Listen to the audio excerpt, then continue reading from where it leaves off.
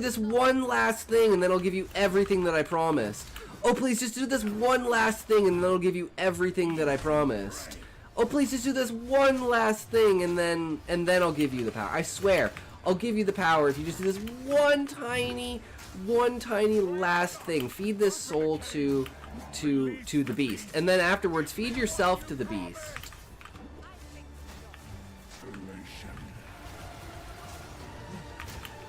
He's not doing the thing. Man, he didn't do the thing where he does like the mist. Oh man, I thought I was gonna die there. Laura Jordan, welcome to the stream. Thank you very much for the follow, good sir. How is it going? We're trying our first challenge run because we got bored. So we're and Fireball's not till level 31. So we're like, well, let's just use staff skills and see how good staff skills are. Because I remember freezing shard being really good when I was using it on my witch. And yeah, it is really good. We just need a better wand. What level are we? 18? We could use the other wand with the level 6 skill, but this is a level 9 skill right now. Do you play Path of Exile, Laura? Let me guess. You're a graphic designer, and you want me to buy your art.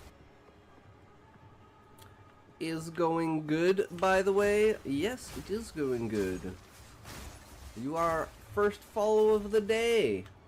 That's good.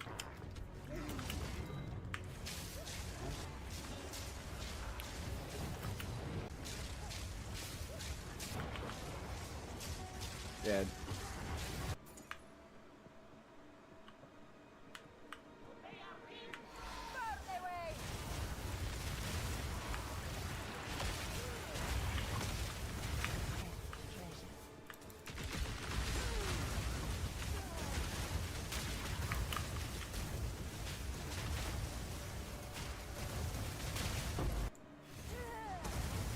Full charge up? Oh my god, that's insane. It only did 400 damage. Because, like, none of the fireballs hit.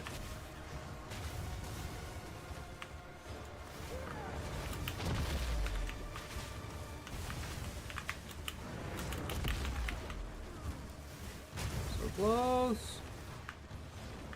Okay, I just need to kill him.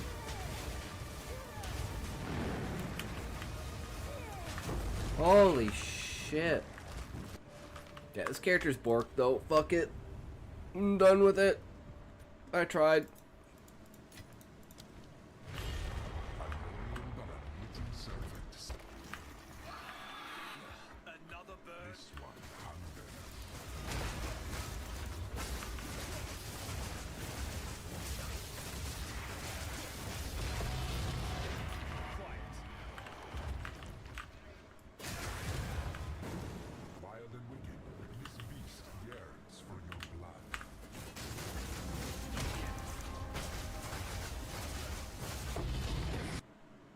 Insert 3 fates to unlock the door to the Trail Master?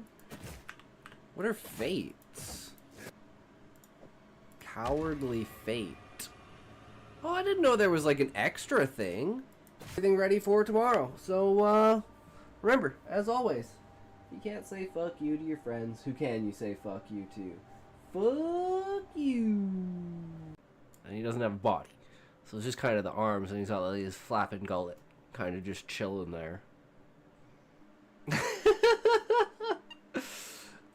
Any of these come kind of close. That looks more like a guy wearing an octopus, which is the back 3 side legs braided, then the front 2 arms. So bend back so they could like kind of arch back like that. Beak doesn't open at this end, it opens like this. And how they used to fly is they would open their mouths and they would swish their heads back and forth and they would catch other birds. Oh my god. I mean, it's close.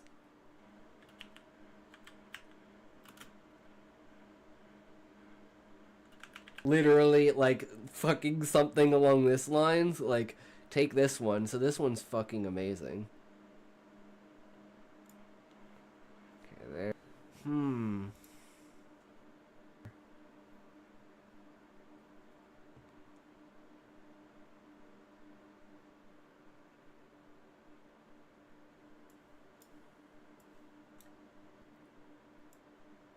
The contrast. I love it.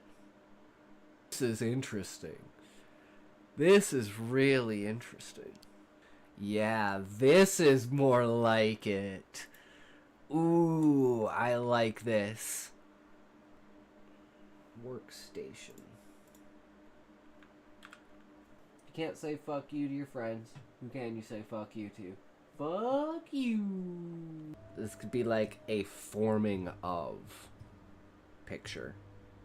There being created alongside, and you can see how there's like the crystal shell of the celestial being, and then this is like the rock and everything that's like being pulled out of space around it over time to form it into a planet. And how did it get like an actual body out of this? I'm so confused. And a female body of that. That is actually, that is not that bad at all. That's the avian right there. That's what the basic, I guess, female concept for an avian. And the males would have more of like a hippogriff, like thick mane around their necks. That it's like, I'm thinking of them as like the kind of dwarf species, because they're a little bit smaller, and so literally they have their manes braided in specific ways, and it's like you know, different braids represent different houses, represent different cultures, and you know, stuff like that. So you can tell like what basically family an avian male is from based upon the braid of his mane. Remember, if you can't say fuck you to your friends, who can you say fuck you to? Fuck you.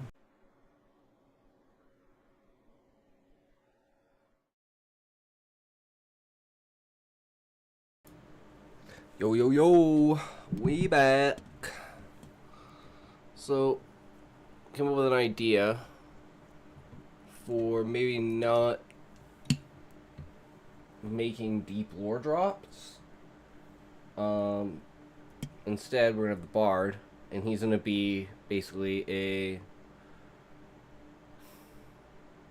open-minded person, let's say. So he is going to be very in tune with the Beastman, let's call it. He's not a Beastman sympathizer, but he's in tune with the Beastman, for sure.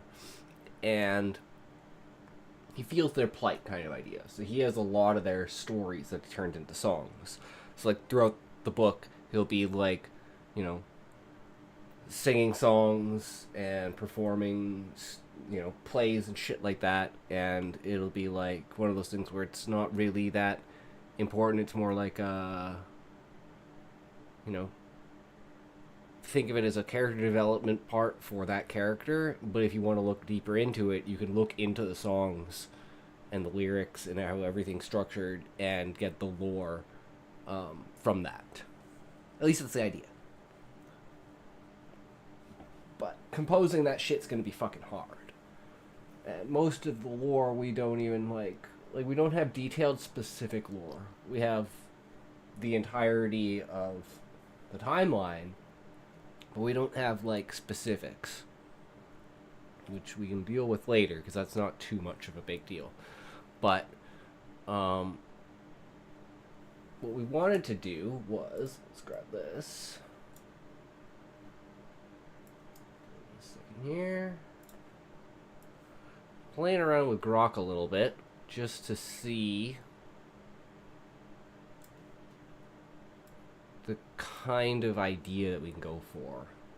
So we want something along the lines of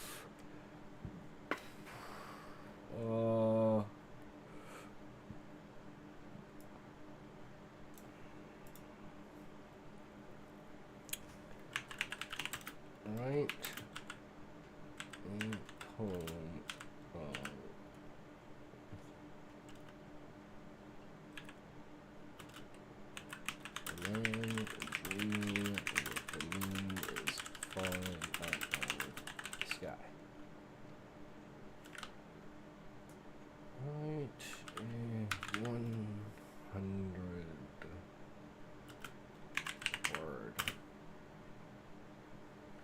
Actually, let's start off with this.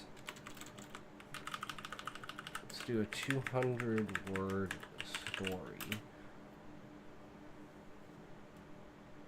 of the moon is falling out of the sky. Okay.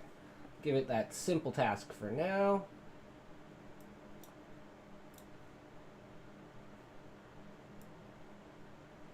How this is.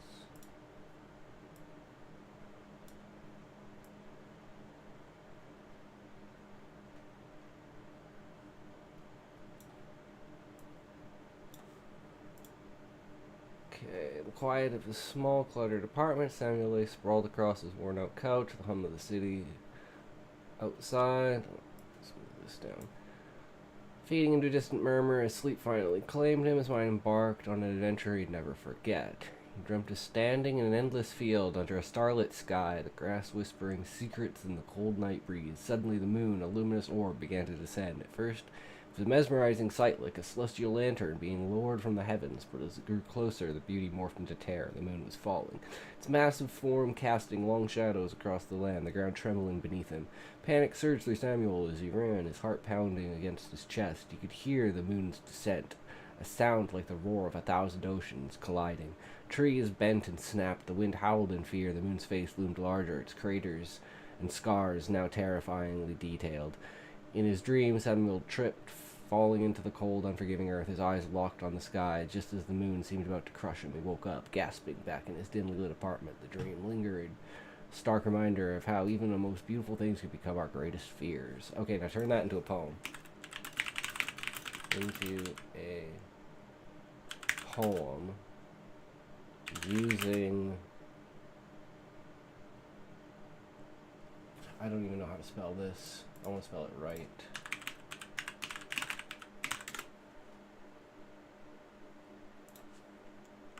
What the fuck? Okay, Shakespearean language.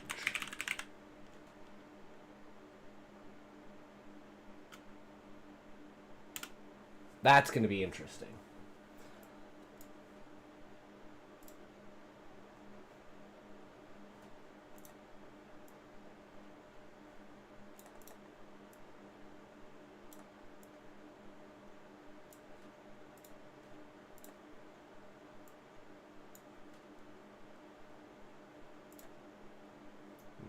Second here, sorry.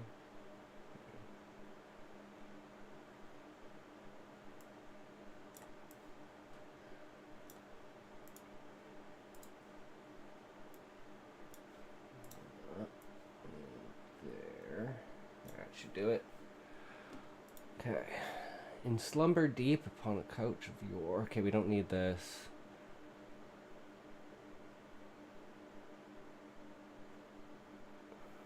The moon, a beacon bright, began to fall from heaven's vast and endless tapestry. First thought it beauty, like a glowing ball, but soon did terror seize his fantasy.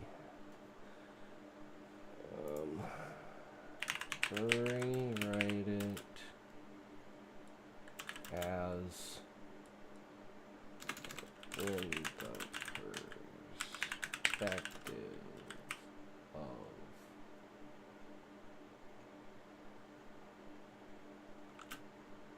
the moon.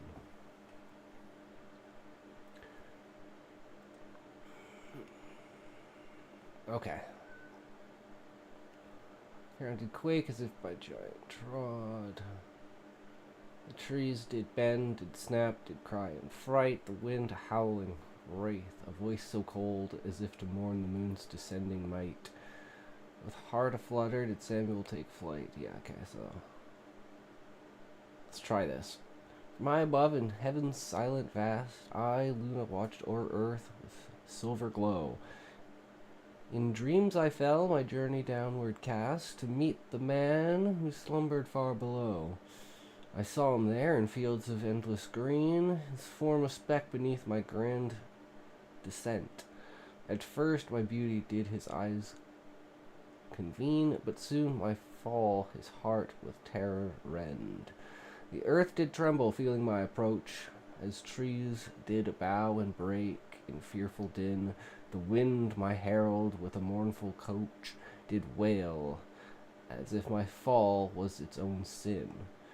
He ran, this mortal, from my looming face, his heart beating fast, his breath a fright, yet, as I neared, he fell in wild chase, his body to the earth a fearful sight. From my perspective, vast and ever grand, I saw his fear, his panic, and his fall, but in that moment, just before the land, he woke, and I was left a dream to call.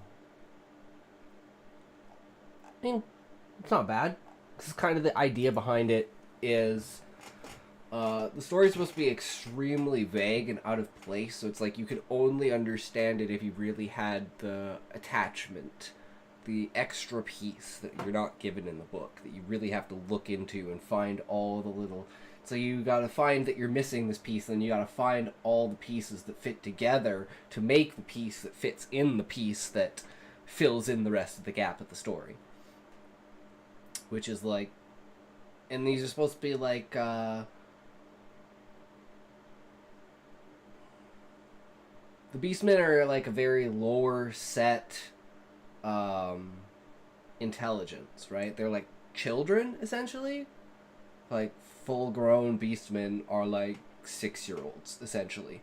That they have very poor grasp of full contextual language. IQ overall, on average, is not high. It's like, you know, pretty bad. And then the ones that are dumb are just fucking dumb. So it's like your rocket scientist Beastman would be like your average monkey if it could communicate, probably. Your average monkey, your average dolphin, your average octopus. Something like that. That would be the feeling, at least. So I'm thinking, now take this. Now rewrite it into the style of a children's fairy tale.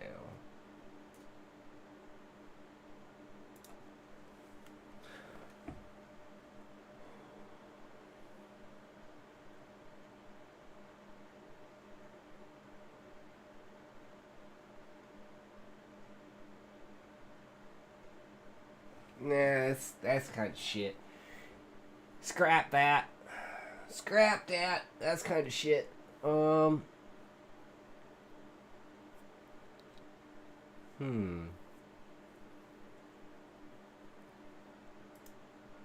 forgot Grok can do pictures. Ooh.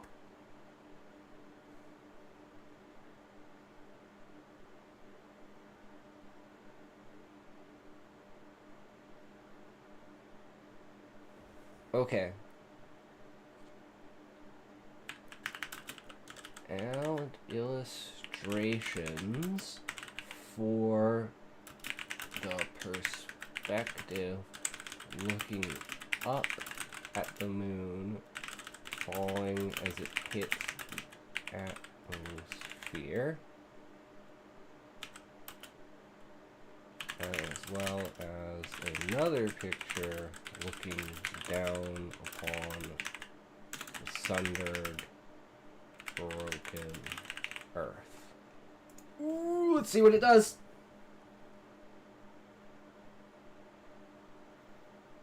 I don't know if it can do like both perspectives at the same time.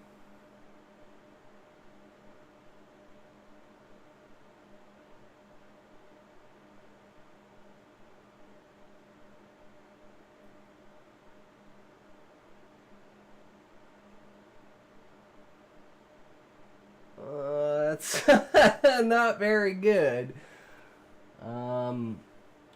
You fail. Apologize for any confusion. I can generate images, but I'm not able to display or create them directly in this conversation. Of course you're not, dumbass. At least DeepSeek has better shit than that.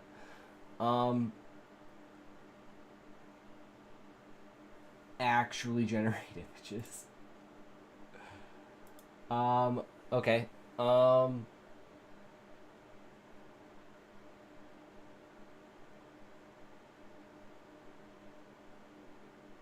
hmm. Like, should I bring out Stable Diffusion? I don't think it's worth it. It's just a concept.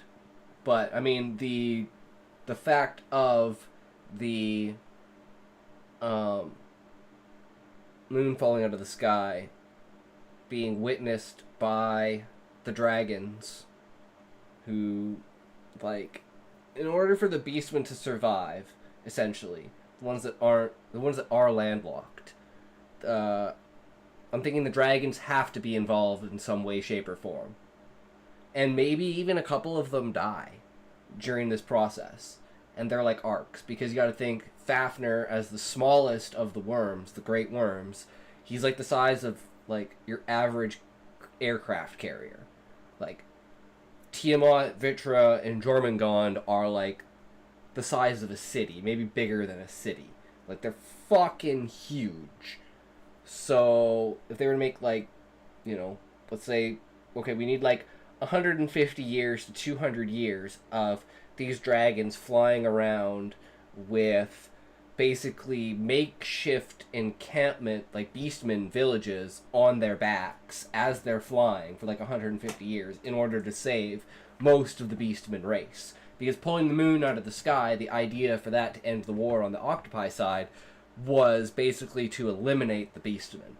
Because as the foot soldiers to the dragons, they were the main problem that the Viceroy and the Monarch were having. Because they can't be everywhere at once. But if they're only fighting like 9 different enemies that are all massive dragons, they can deal with that.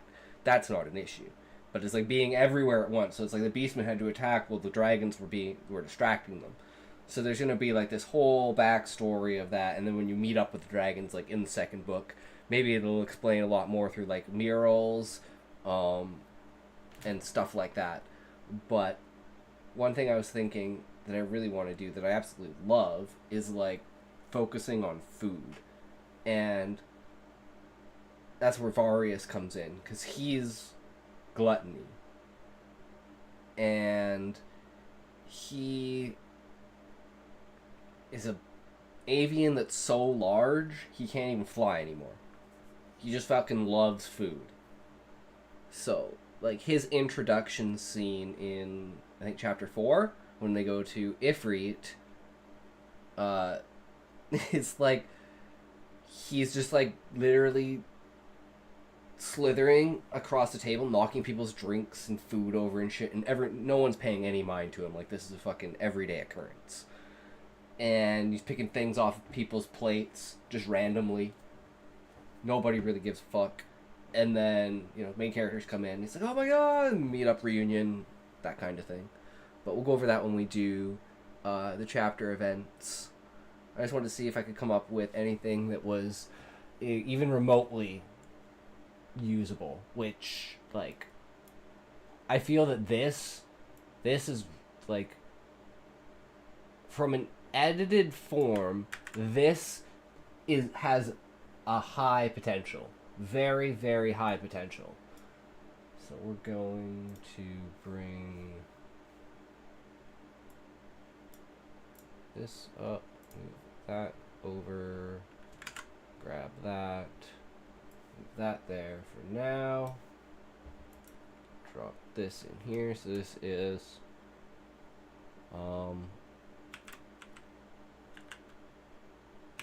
poems. And we're going to go falling sky. And this is V1.00.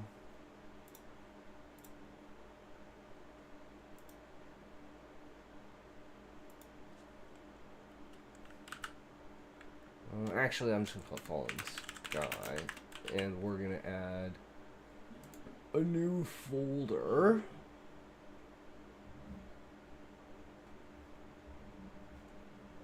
No, we don't want that. We want FFY, new folder, poems.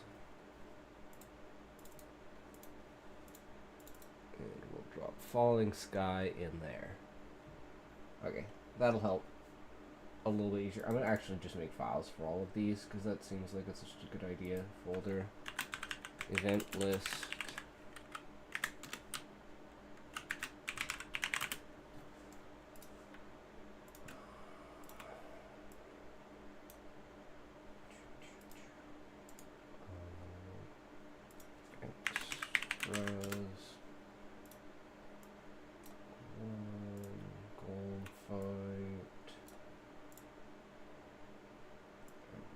Weapon fight,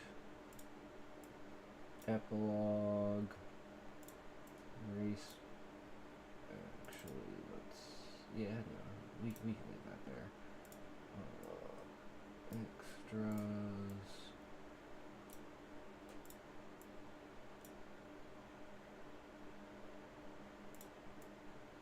Okay.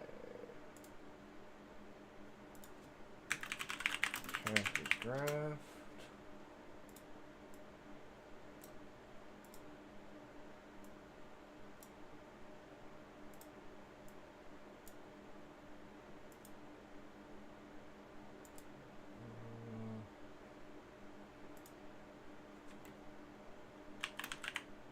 World building.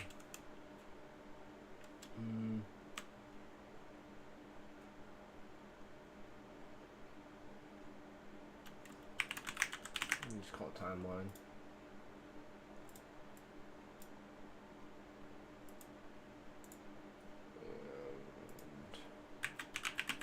And characters.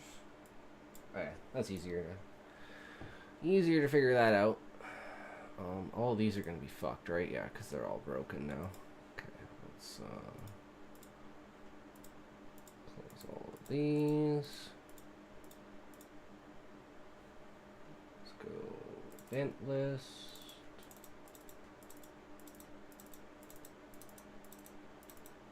Okay, so those are all 10 chapters.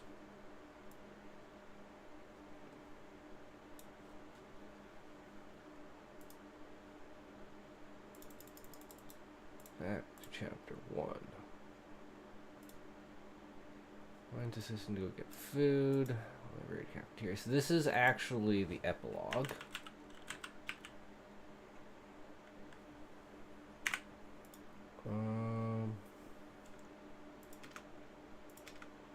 Small talk, visa projective, leads, returns to his office.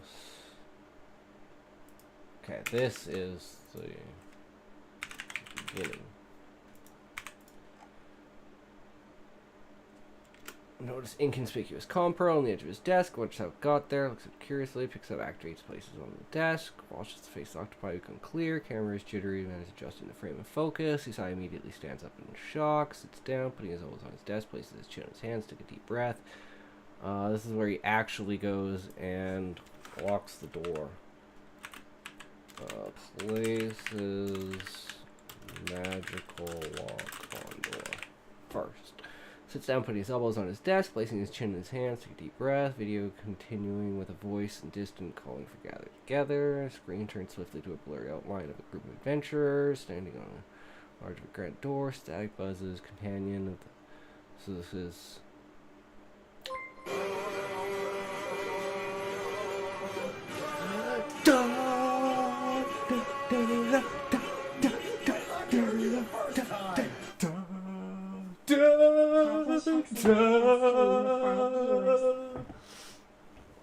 Welcome, welcome. Thank you for the raid. Catfish Hexen. Welcome, welcome. We are just going through the event list for the chapter to refine certain things. What are you guys up to? Welcome, welcome. Saint Carrots and Angel Faye. Professor Roswin. Welcome, welcome. Good to have you guys here. Thank you so much for the raid. I super appreciate it. This one's for you guys.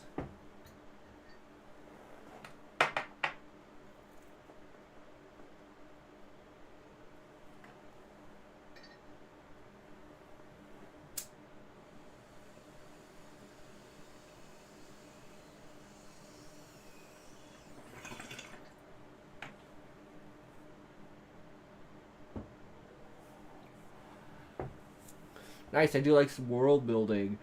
Is this for a TTRPG? I am writing a Final Fantasy based novel. And the hope is that eventually it'll be good enough that I could get Square Enix to officially, like, add it as some sort of, like, official fan fiction or even an official, like, the first official Final Fantasy novel. I've been working on it for about 18 years. So we have some deep, deep lore. And if you guys are interested, let's go here. Let's bring up this guy. Just to give you a little insight into, well, my writing skills, let's say. So this is chapter 1. And this is just the rough draft.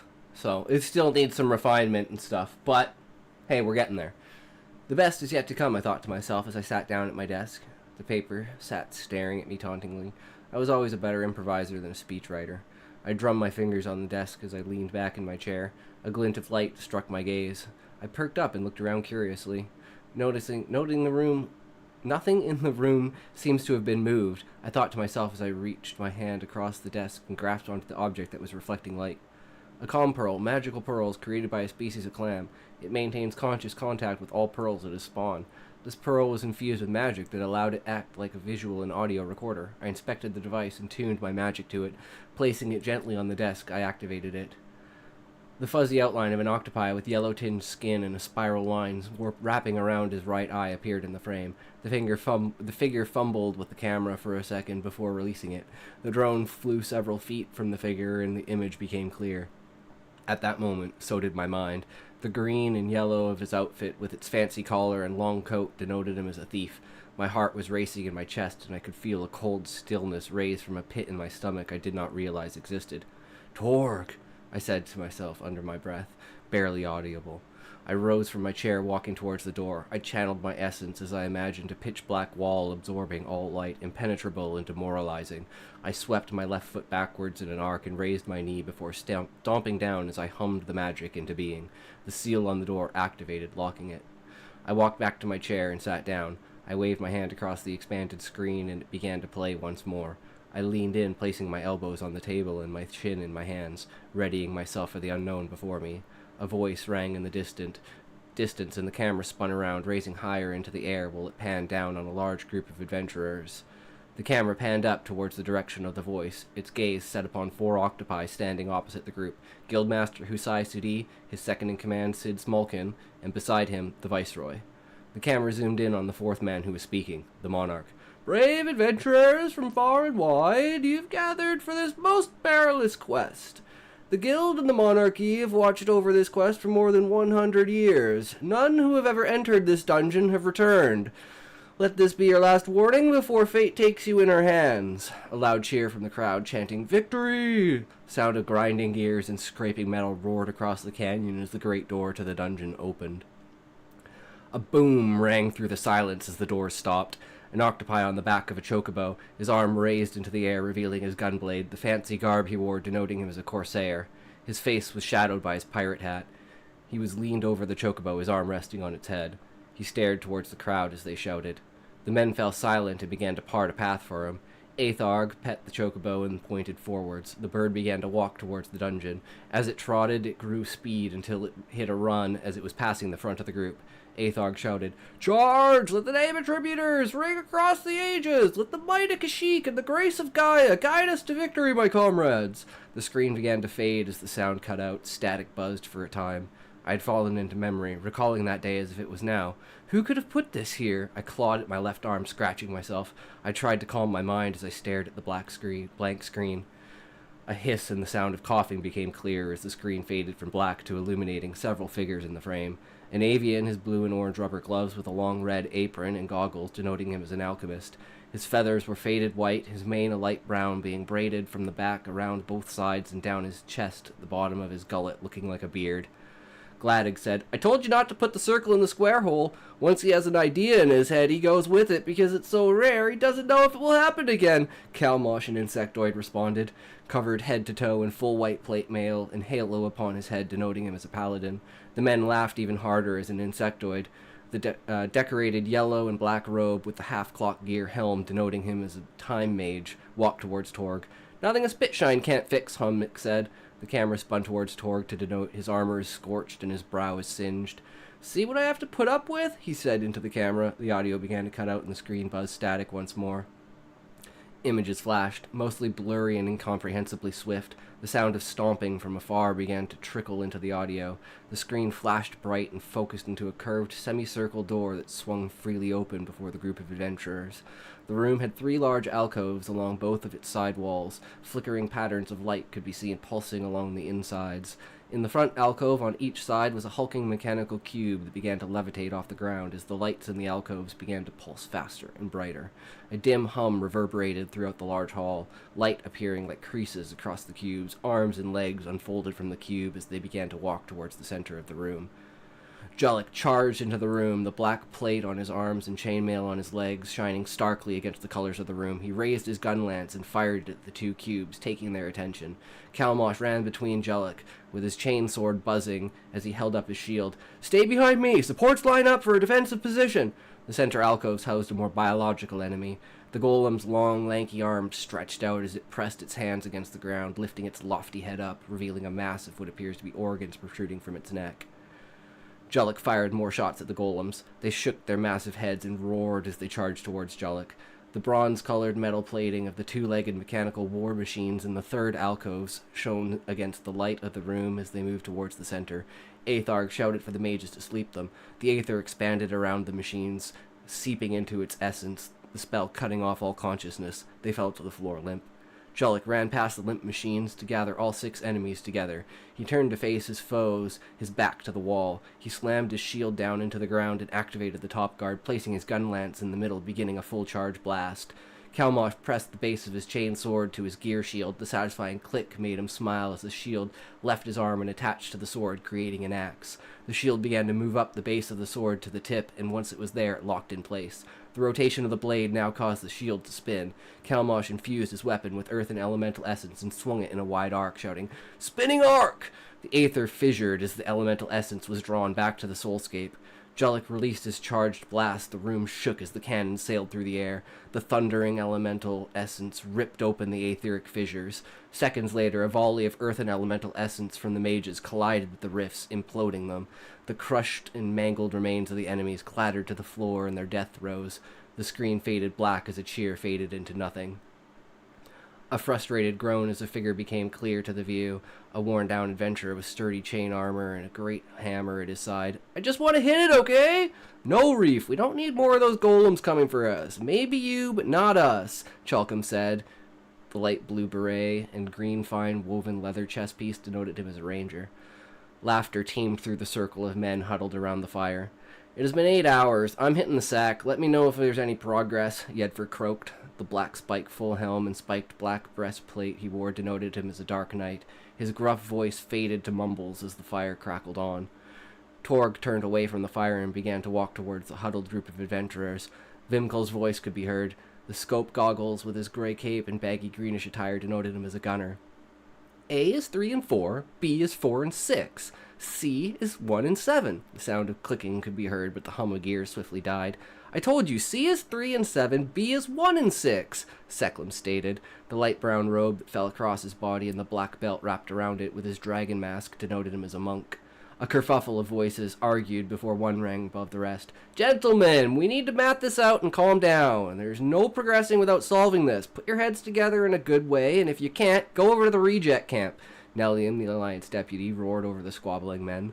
The loose-style blue cloth garb she wore with the scarfed headdress denoted her as a blue mage.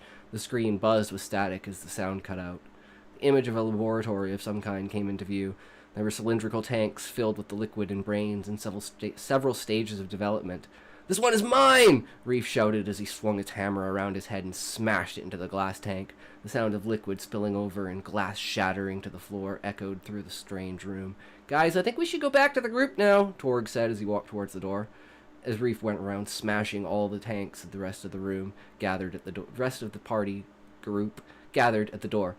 "Got that out easy," Reef said triumphantly as he paraded to the door. A hissing sound, followed by the sound of skittering, took the group's attention. As they turned to face the destroyed lab, they stared in astonishment as it began to repair itself. The brains that were fully formed at the end tanks, once they were reconstructed, thrashed, and the wires that were connected to them began to fall to the bottom of the tank. The liquid began to empty as the glass retracted. The roof opened and a claw grabbed the brain, sucking it through the roof. Moments later, the wall at the end of the room opened, revealing a golem. The claw took the brain and placed it inside the golem's head. The golem's arms began to thrash as its eyes lit up. "Time to go, guys!" Torg yelled as he ushered the group through the doors. The screen went black as the loud roar faded into nothing. The sound of creaking and the hum of some kind of engine thundered to life as the massive ornate doors of the palace began to swing open. The Alliance rushed into the brightly lit entrance hall where stood two winding staircases that reached far out of sight. The room had small alcoves all along the walls. Flickering patterns of light could be seen pulsing along the insides. As the rest of the group entered the hall, the doors began to shut. Static covers the screen as the sound dies out. "This is the last room, my comrades. We've survived to this point because of our synergy. Before we enter this room, let's rebuff," Aetharg said as he stood in front of the looming ornate doors. The balcony the Alliance stood upon stretched around the room, leaving only a small gap in the floor at the top of the stairs. Shuttle walked to the center of the group. The cleanly wrapped white garb and loose cloth leggings with a white cap denoted him as a white mage. He began to cast spells. The shimmer of essence glowed as protect and shell barriers began to illuminate across all of the adventurers. Armoril joined Shuttle. The light, bunchy nature of the cloth shirt she wore with the loose brown beret upon her head denoted her as a bard. She began to sing and dance around Shuttle, raising the morale and enhancing the physical strength of everyone around. The room was dark as the doors stopped. The Alliance stared into the darkness, cautious and on edge. The sound of engines and gears roared through the room as an emerald light began to glow at the far end of the room. It grew brighter, and the glass walls reflected an eerie sight of a hulking mechanical machine. Its gray-plated body had a giant emerald embedded in its chest. This was the source of light that shone across the room at the Alliance. The top part of the body above the emerald began to lift, and the single bright eye on the front came to life. Its forelegs, with treads for feet, rolled across the room towards the open door. Mounted on its shoulders appeared two squares with multiple circular holes embedded in them. Long, thick, wiry, string-like arms protruded from its sides and dragged across the ground. The Alliance rushed into the massive room, falling into their ranks. Healers in the back, supports in front of them, followed by the damage mages. In front of the mages were the ranged damage dealers. In front of them, the melee damage dealers. And then there stood Aetharg with the tanks. Tank line in front of him. Jollik rushed forward ahead of the other tanks, Kalmosh close on his heels. He fired his gun lance multiple times towards the forward left leg of the hulking machine. The mounts on the shoulders of the machine lit up, and an explosion sounded as multiple projectiles flew out of the holes. Kalmosh and Jollik slammed their shields into the ground and ducked behind them, beckoning the rest of the tanks to create a shield wall. Aetharg shouted, "Defense from missiles! Barriers up! Protect the front line!" The support mages began to cast defensive spells that prevented most of the projectiles from direct hits. The machine turned its gaze to the back line. "We have to destroy its mobility. Aim for the legs!" Kalmosh shouted as he heaved Jollik from the ground. The two men stood shoulder to shoulder as they looked at each other, nodding. Kalmosh rushed to the left foot, Jollik to the right. Jollik looked back and beckoned to the two tanks remaining on their feet to rush to the back legs. The sound of thunder exploded as the mages unleashed a thunderstorm of magical essence at the machine. Vimkul aimed his sniper rifle at the glowing eye of the machine. The bullet bounced off the glass as if nothing. He loaded his largest round into the gun, readjusted the barrel.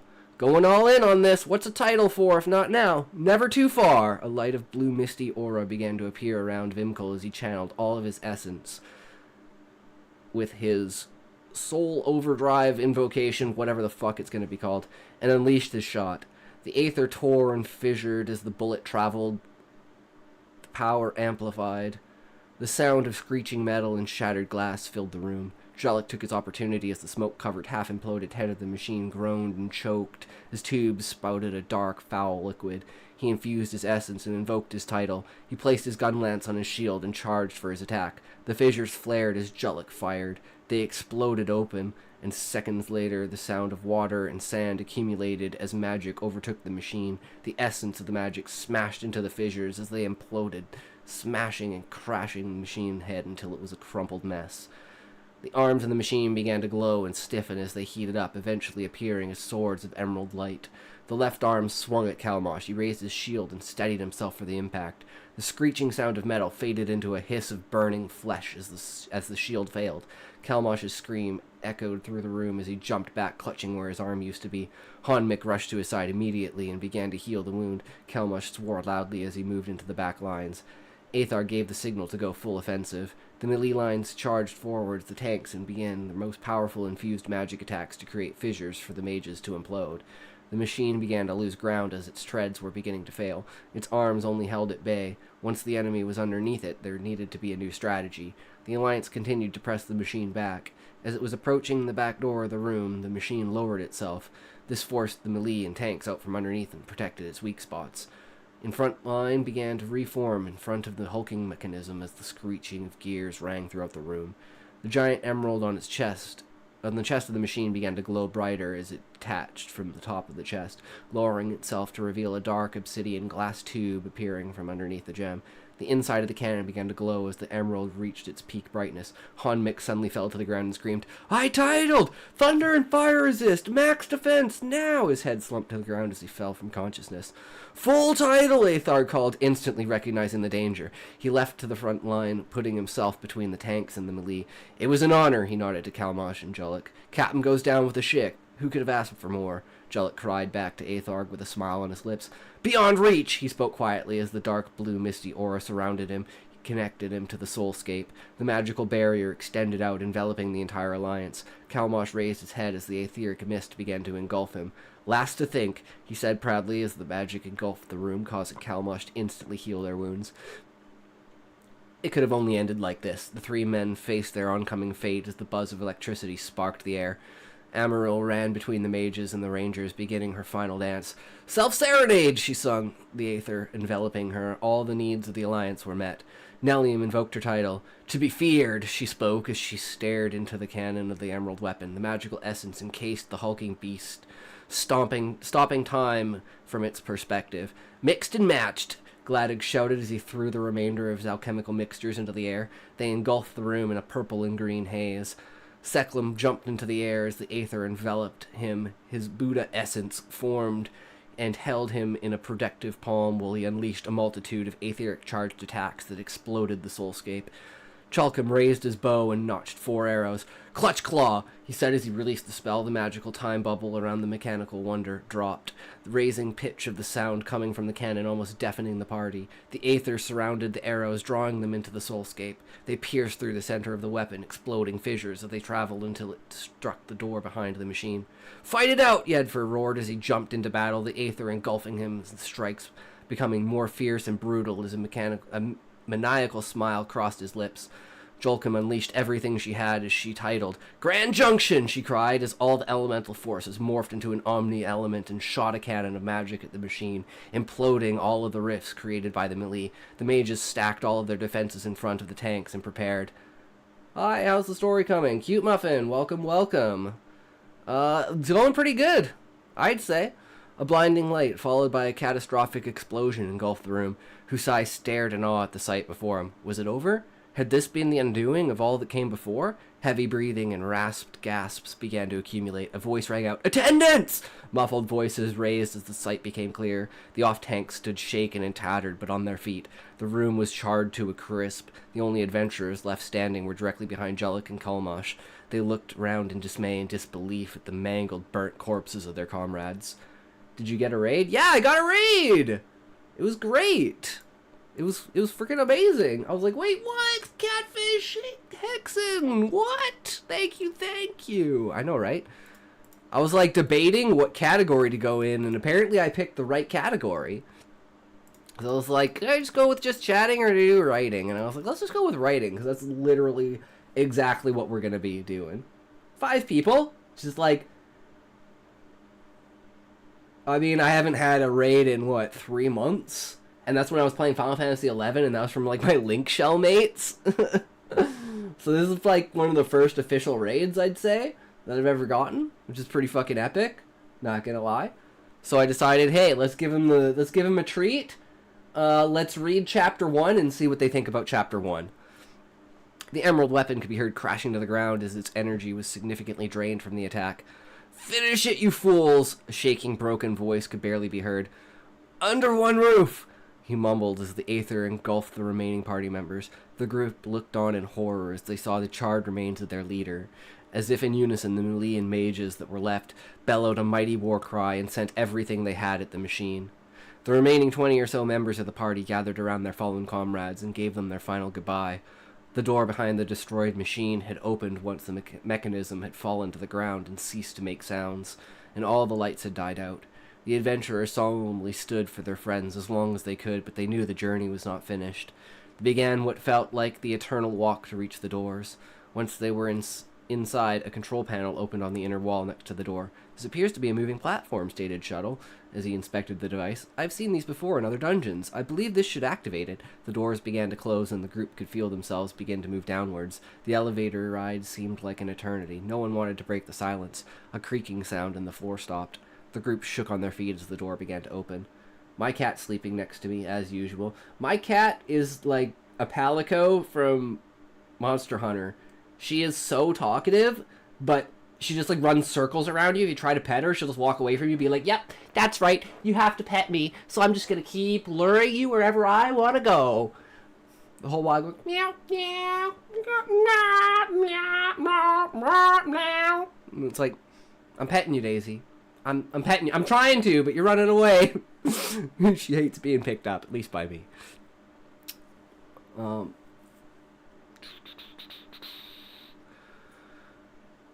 The sight before them was imposing, but knowing they had to push onwards to see the final secrets this place had held in order to justify the sacrifices they had made to get this far, the white, almost illuminated stone of intricate design, that it had been carved and placed by mortal hands, seemed impossible. This must be one of the lost chapels of the dragons. Torg finally broke the silence as something caught his eye. He rushed past the group into the large building. The floor was a moving picture of what appeared to be multiple continents in a bird's-eye view. The waves of the oceans crashed against the edges of the great land masses. "This is magnificent. I've never seen this type of technology in any dungeon. Whatever place this is, it must be newer relative to the other dungeons, which begs the question, why is it buried so deep underground?" Chalcom was muttering to himself as he walked past the lines of pews. It seemed odd to him because the chairs appeared to be facing in the wrong direction. They're like women ignore them and they stay, give them attention, they leave. True, brother! True! You think that is impressive? Look up. Vimkel was wide-eyed and Chalcom looked over at him and then to the roof. The roof was an imposing, realistic view of the heavens. The stars shone bright, and the last light of the sun could be seen fading into darkness. One thing stuck out like a sore thumb, though. There was another orb in the sky, like the sun, but not as bright. It seemed as though it was not emitting its own light. It was simply a reflection of the sun. "That would be the moon, the god of the dragons," Torg yelled over to the group as he pointed to the back of the room. "It's a massive statue of a dragon's head!" Torg looked back towards... There needs to be quotations there. Back towards the statue, the great eye opened before him. He was running at the top speed before he even had the chance to blink. Pure adrenaline and realization struck him like a hammer. He was roaching out so fast he didn't even have time to understand what was happening. The doors felt they took an eternity to close. The heat and light of fire scorched his face as the doors closed and the elevator began to ascend. The light of day peeked through and the grand doors of the dungeon opened, revealing the canyon. I'm supposed to say canyon. Torg gasped for air as he fell to his face. As soon as he cleared the door, he saw a figure in the distance and tried to call out, but couldn't. "My poor child, the deeds you've done this day will echo in eternity." A voice of rasping hate sounded as thunder meant to crush you beneath its heel. The figure came into view, a dark smile on its face as it unsheathed its sword and slowly drove it into Torg's neck. "Shh, go to sleep." Want to hear a paradox? Yeah, sure, go ahead. I love paradoxes. I breathed in a staggered breath, realizing I had not for some time. The figure on the calm pearl took the pearl in his hand and stared towards me. I stared at myself. My head was clouded as it had not been in many decades. I closed my eyes and tried to make take in the raw data without jumping to conclusions. Master Husai? I heard Zaid from outside the door. His voice was strained and he sounded uncertain. The first time I had heard his voice without its profoundly naive confidence. It shook me back to reality. We're going to miss the inauguration. Not on my watch. I clapped my hands against my cheeks and prepared myself as I lowered the magical lock on the door and walked into the unknown. End of chapter 1. This statement is false. Oh, I love it. That's beautiful. That's absolutely beautiful. Love it. We need a toke after that, though. But yeah, so now we're going to go through chapter events, because we came up with the idea of possibly... I know we kind of worked around this a little bit, but for now, it's like... Is there going to be a story arc where the new Viceroy is a Beastman sympathizer? And he's trying to basically rewrite laws in order to get Beastman to be allowed to be inside the tree. And maybe even inside Ifrit. Because I haven't decided if Ifrit is neutral to it, or if Ifrit is still imposing the rule of no Beastman. Because if there's no Beastman in Ifrit, then there'll be no Beastman in the tree. If there's Beastman in Ifrit, there's a possibility of a Beastman sneaking into the tree. If a Beastman sneaks into Ifrit and sneaks into the tree, well, that shit is fucked, and someone really fucked up. If it is false, then it has to be true. If it's true, then it has to be... Then it has to say as which it is not. Very, very true. That shit is crazy. Crazy! Oh, and we also found this out. I was so pissed. And then I fucking saw this. And I was like, redemption arc!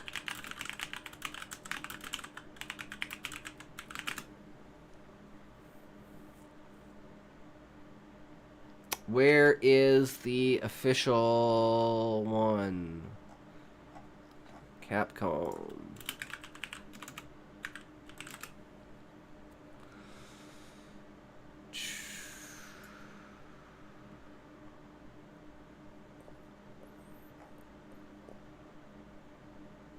Okay, where the hell is it?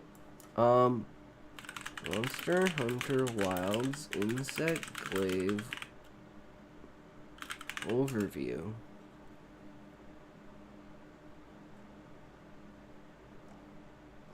No, this literally can't just... It was December 13th, and they said it wasn't in the past month?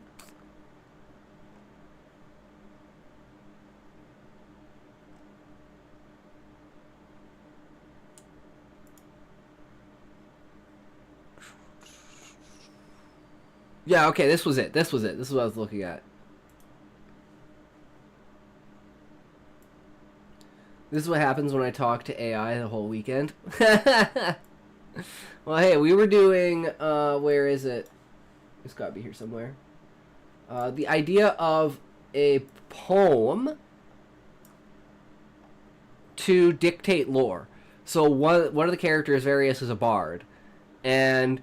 he's gonna be like, he's not a Beastman sympathizer, but he's very open-minded and he loves culture and stuff like that. So he's adopted a lot of the Beastman lore and their like religious beliefs, well, not beliefs, but religious stories, and kind of turned them into his own poems and things. And one of them is the moon falling out of the sky, because that's basically what the monarch did, is he used a gravitic weapon to draw the moon out of the sky. And that's what the tree is the essence of the moon. And that's where magic comes from, which is the essence of a celestial being. So I was like, do a Shakespearean poem.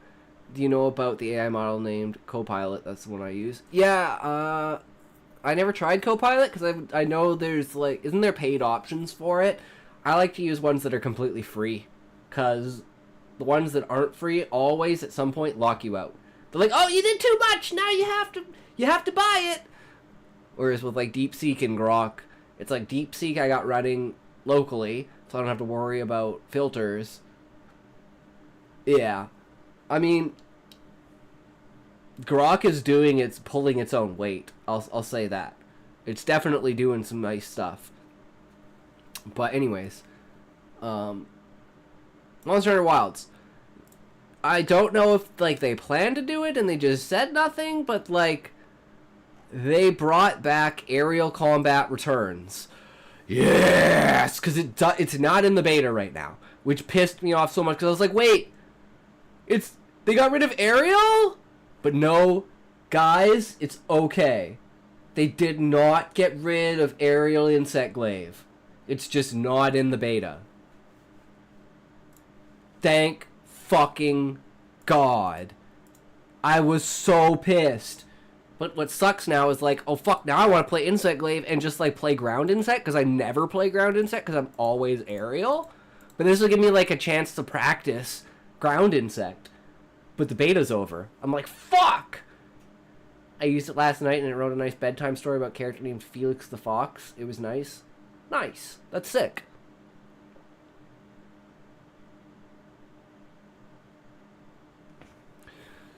So one of the things we got to think about here is, yeah, so this was an idea we had. So the new Viceroy, during the speech, calls out disguised Beastmen. The idea here is he wants people of the tree to see Beastmen as people and not beasts. This causes a radical rally, and the Beastman is slain. So something like that. It's like, he reveals that one of, like, his compatriots, someone that's, like, a high rank, that people actually, like, really like or whatever, and then they reveal him to be a Beastman. And everyone's like, nah, even though they're like, this guy, I'm gonna have a shower, be back in a bit. Alright, sounds good. See us in a bit, muffin. The idea is that he is trying, like, this was his idea to be like, okay, so you guys like this guy because he does good things, and we've done good things because of this guy. And then the second he's revealed as a Beastman, like, the radicals just go fucking crazy, and it's like there's like huge riot ensues. It's like the inauguration basically has to be canceled at that point, which kind of really messes with a lot of other things. But I wanted to add an element of disablement of the government. Like, it's not just the Adventurers Guild that this event has sparked in the plot, whereas like Kusai is now like, oh shit, someone who's not doing some very good stuff knows some things and is hiding them and is acting like me? Question mark? He's just so fucking confused at this point in time. So he has like questions of his own that we'll deal with in chapter 3 when he goes to the Soulscape to commune with Gaia. But maybe that just gives him the opportunity to leave, but then at some point the actual Viceroy who's stepping down meets Husai.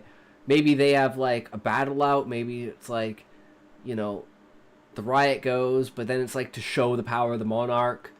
The Monarch, you know, hits up like a defensive bubble that nobody can get through, essentially, or something like that.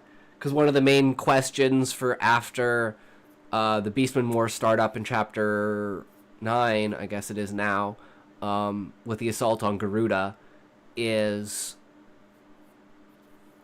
like the Beastmen are now an actual threat. Is this current monarch capable of defending us against a new Beastman threat? Or are we going to have to rely on the Adventurers Guild, which is kind of like what most people perceive the Monarch's like new line of like one of the conspiracy theories for the radicals in the tree is that the current monarchy doesn't have the power that the past monarchy does as far as the will of the tree in order for protection to defend the tree from the Beastmen. And that's why they allowed the Adventurers Guild to be created and allowed people to leave the tree and go out into the world, was basically to build a military establishment in order to prevent the Beastmen from ever attacking again. But because of that, it like proves that they don't have the actual power themselves to defend. Even though it's kind of the opposite, where the Monarch wants them to leave the tree to just spread more consciousness across the world, so there's more food for Anima when he comes to eat everyone. But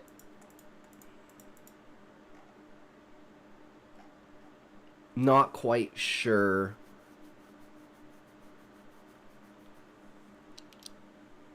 So let's go back to... So we got all the events for chapter 1. We did chapter 1. So let's Doop. Save. So this is chapter 2, the inauguration. So Husai leaves the Adventurers Guild, heading towards the crafting branch. Husai meets up with Sid.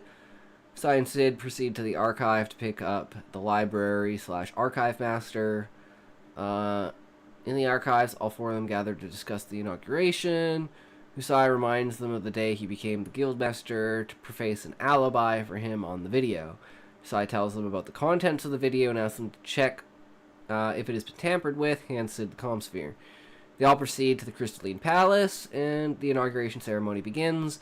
Monarch makes the speech, Husai makes a speech, the Viceroy makes a speech, the new Viceroy makes a speech, the Viceroy concubine makes a speech, the Viceroy, after stepping down, sees Husai and recognizes him as a human for a moment. Viceroy, good personality, comes out. Husai and Viceroy. So, like, this event has to happen between the speech.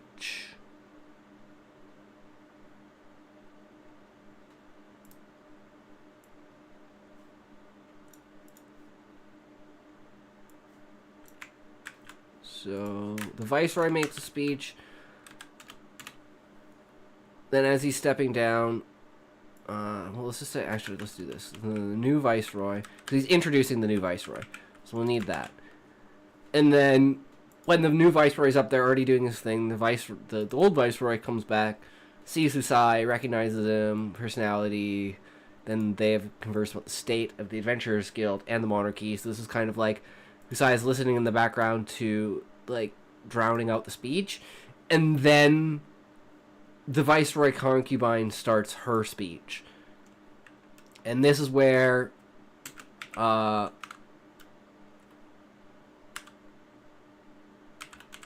possible riot. So that's where, like, he reveals possible riot, death, whatever, you know, that kind of thing.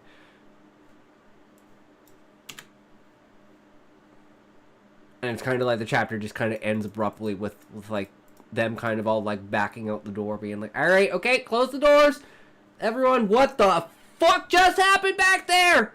You know, kind of like looking at the Viceroy, and he's just like, yo, man, I didn't expect him to go that fucking crazy. Or it's like the idea that he's like, I didn't tell her to do that, bro. Shit, they're allowed to do what they want. I didn't know. I didn't fucking say anything, because the concubines are essentially the political, like, they're the only people that can be politicians, because in order to keep the bloodline, basically the monarch and the Viceroy are the military power, and then their concubines are the government.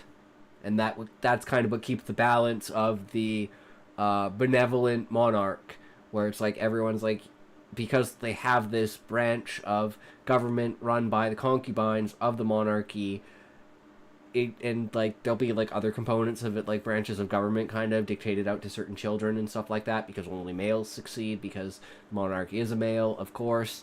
But there is like a progression of having females that are like, you know, basically heads of state for the government. Think of it like that. So like females in that position, female octopi, are the only ones who have any potential to have political sway. Whereas avians and insectoids basically don't. They have like their own branch underneath, but it's like there's this like soft racism towards avians and insectoids, and it's kind of like a tier system where it's like octopi talk down to insectoids and avians, but avians talk down to insectoids because they can't talk down to octopi, and then insectoids are kind of fucked because they can only talk down to beastmen. They can't talk down to avians, and they can't talk down to octopi. And it's like an intelligence level thing. Like octopi is like 150 IQ, insectoids are like 120 IQ, and like, or avians are like 120 IQ, and insectoids are like 90 to 100 kind of IQ. So it's like they've like a soft cap / hard cap on their basically intelligence, and that's just like a tier of consciousness because of the fact that they're a genetically altered species and they're not a full natural evolution of consciousness. They're infused consciousness. which is one of the reasons why they are very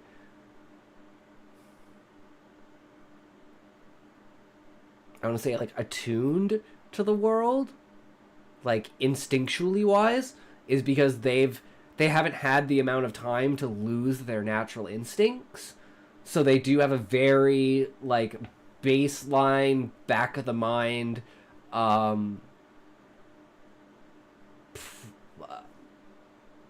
primal essence of some kind to be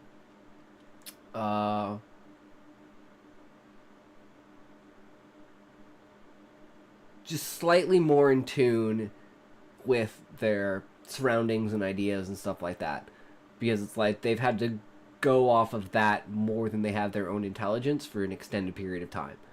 Because in, let's say, the 2 million years of their species evolution, only the last 1,500-ish have even had intelligence. Only maybe 1,000 have had, like, the human level intelligence, where they're actually capable to interact on a societal level more than just, like, a herd animal, or, in this case, an insect colony.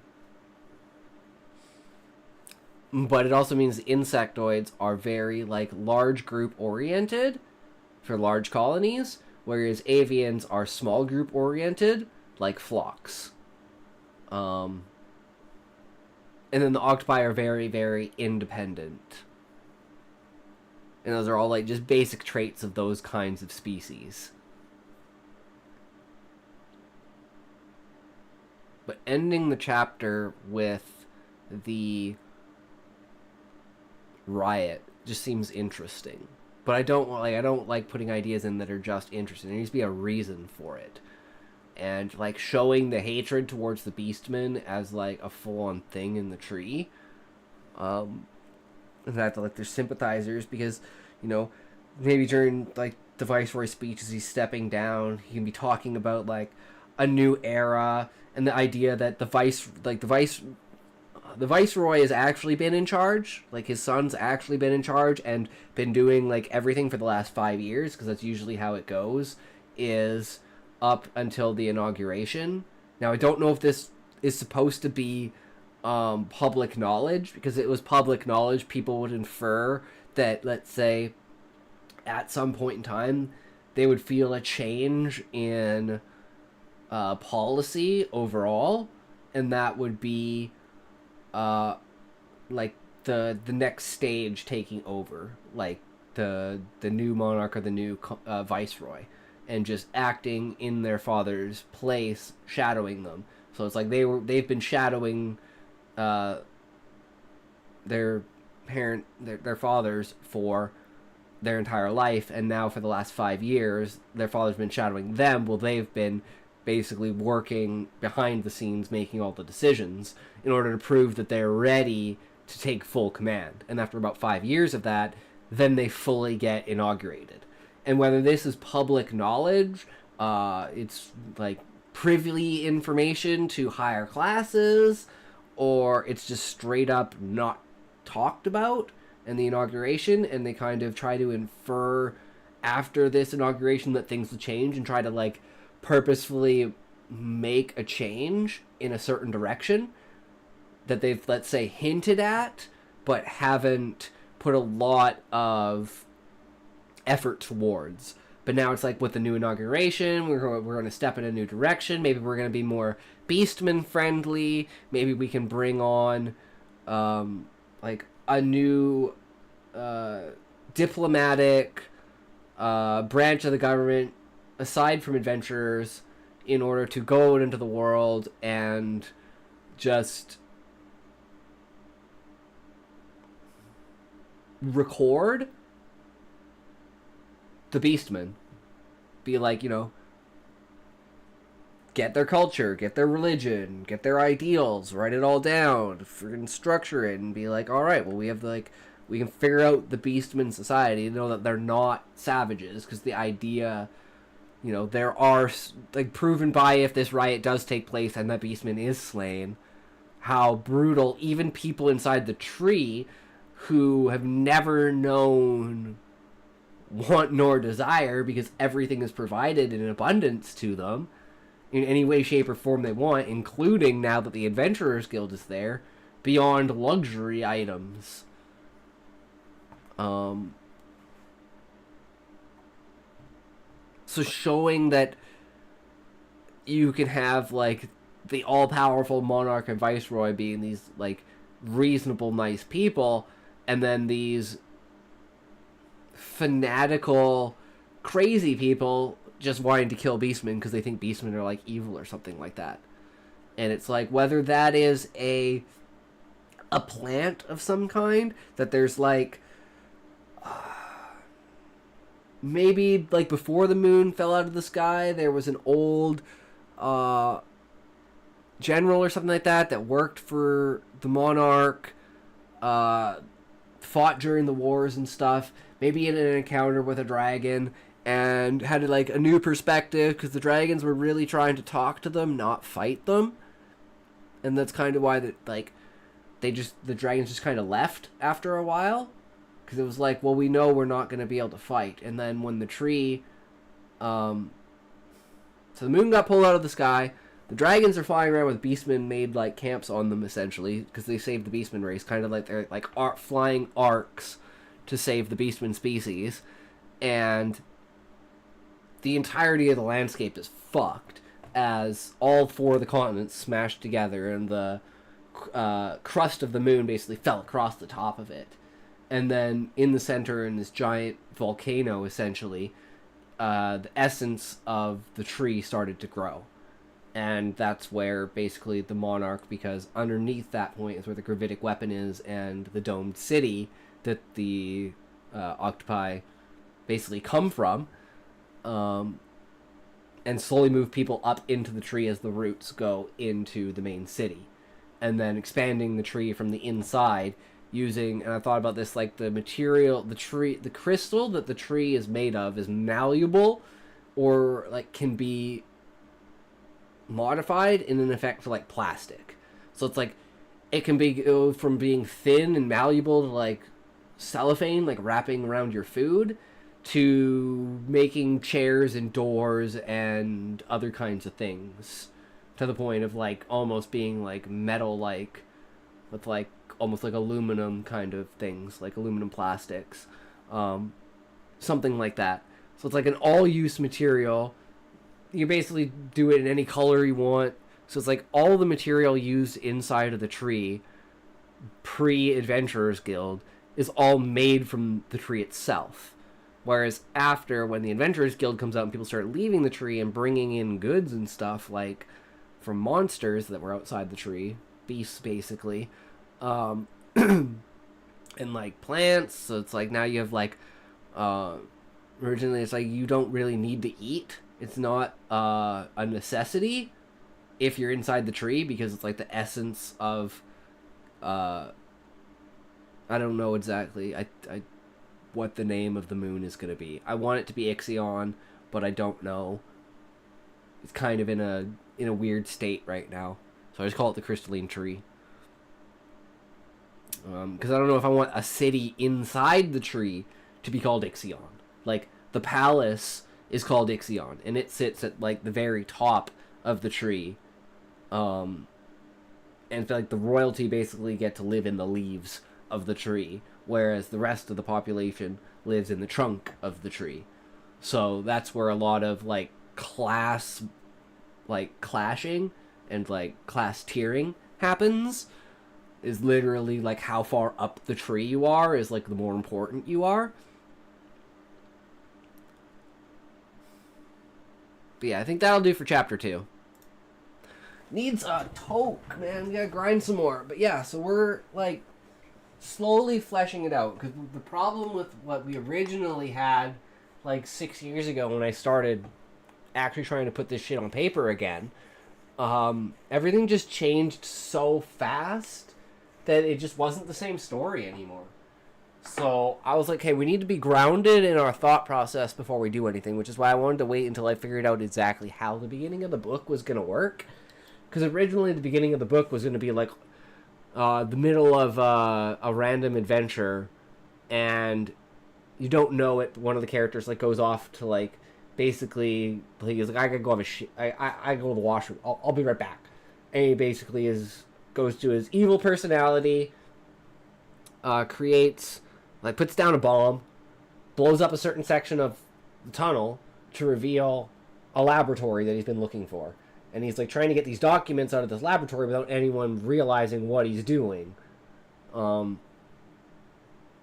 then that would kind of spark off the beginning of the book, because it's like, oh my god, what the fuck is this? And they find, like, tanks of different evolutionary levels of avians and insectoids and octopi. And it's like a genetic experimentation lab that the ancients basically used in order to create the current species. So it's like this defining moment when they find out, oh my god, it's true. You know, the octopi race actually made the other two races. Instead of that, we had the whole finding the Calm Sphere and the 100-Year Quest and the release of Fafnir. And basically from that point on, because this is about 50 years, 60 years after the events of the Calm Pearl. And that event woke up Fafnir from his 600-year slumber, because basically he was the only one who came back to fight with the Beastman after the moon was pulled out of the sky and the ground settled and the tree was there. And he was like trying to attack the tree with the Beastman for like 600 years, didn't get anywhere. And he's like, okay, well, fuck it, we'll just build up a bigger army. I'm going to sleep for 600 years, you guys go do your thing. They're not leaving the tree. And then about 200 years after that, when it's like, okay, Beastmen haven't attacked in 200 years. Now I think, you know, we can make this adventurers guild start going out into the world and spreading more consciousness across the planet.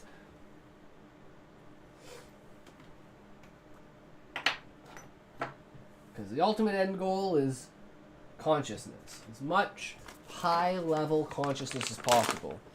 And at this point, like, human-level consciousness is about the highest they're going to get with the amount of time that they have. But I still don't know the timeline for Anima getting there, whether, like, the end chapter when Gaia and Anima are fighting, that, like, it could be millions of years that the arrow is flying through space. She just knows where Anima is. And he is coming for the planet. And he can't exactly move his direction, because it's like he just sets his momentum in that direction in order to conserve energy, and then sleeps until he's close enough to feel the presence of his own shards of himself that he sent into the planets.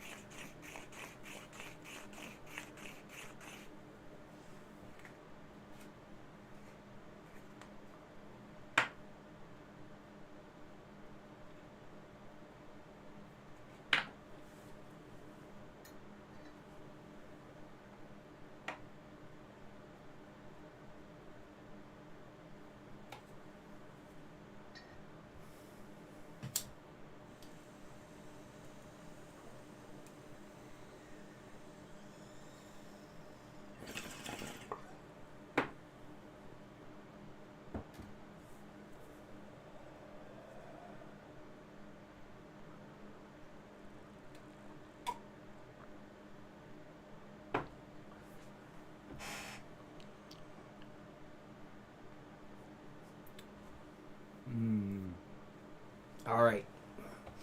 And this is where we kind of do another, like... so the first chapter...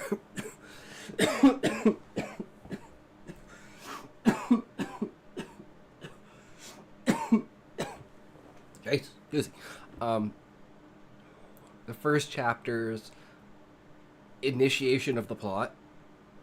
Second chapter... Oh, and, like, introduction of combat mechanics. The idea is it's supposed to be like the tutorial at the beginning of the game when you're like level 90, you've got all the gear, shows you all the mechanics of what you could possibly do in the future, you know, kind of thing. And then the second chapter is like initiating where like the civilization is at on a political, government, economic, ethical, religious kind of spectrum, because all that's going to be covered in like, basically changing of the guard for the new Viceroy. And being like, these are things that you guys have voted to change, you know? And it's like, that's the one thing the concubine will be talking about is, because I still don't know, because I want it to be like this. I want it to be Monarch and the Viceroy are 10,000 years old. They're the same people, but they have the ability, like octopi, to morph and change their color and their body structure, so they can basically become another octopi. So they have a kid, and then their kid becomes the leader. Then they fake their own death. Then they kill their kid and become their kid. And then take their kid's wife. And then have another kid. But no one knows this. They think they're different people continuing a line. But it's actually just the same people. And then the Viceroy's good personality comes out when he sees Usai. Because Gaia's basically set this whole structure up. I want Gaia's intervention before the absolute end of the book is like Arua Luvatar's intervention in Middle-earth in Lord of the Rings. Like, so minuscule, so minor of an event, but so impactful. So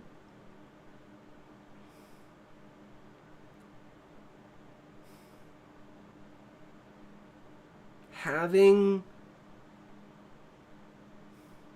the concubine already be the concubine, like they're already married, and maybe the inauguration can be like another thing like that, or maybe like, I don't know, if like maybe a vote just like they have to be inaugurated after they get married, and then it's like, you know, they have to be this is really a certain amount of time before they have like a kid or something like that, or it's like they're voted in but they're not quite the concubine yet. I don't know exactly how it's gonna work, but there's going to be an extreme power struggle over the changing of the guard with the new Viceroy. And whether that has to do with them being Beastman sympathizers, or just there's a general shift in the thoughts of the people in the tree due to, let's say, unrest over the last 50 years of Beastman. It's like, within the last 50 years, there's been a noticeable change in how the Beastmen act. And it's like, they've gone from being like, a single, like, unit that has, like, maybe 5% of the population is, like, anti, insectoid, octopi, and avian. It's, like, anti-main races. And the rest of the population is like, they don't really care. It's like, they know they have the religious beliefs, and the religious beliefs say that the monarch, the leader of the tree, killed their god, essentially, by bringing the moon out of the sky. But since dragons, like, don't exist anymore, or they don't believe that they do because they haven't been seen in 600 years, the Beastmen now kind of believe that, like, there's the fanatical that, like, believe to the word, right? Then there's, like, the skeptical that are, okay, these are just stories and life lessons and stuff like that. And then there's the fuck the religion kind of, like, Beastmen. And they were kind of in, like, they've never really had enough of them on each side to have a camp, essentially.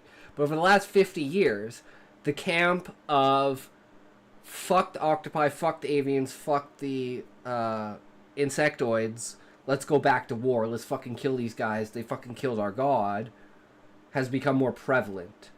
And they've established their own villages and their own territories, and they're building military might, and it just, like, there's this whole unrest. And then with, like, throughout the next chapters, they're going to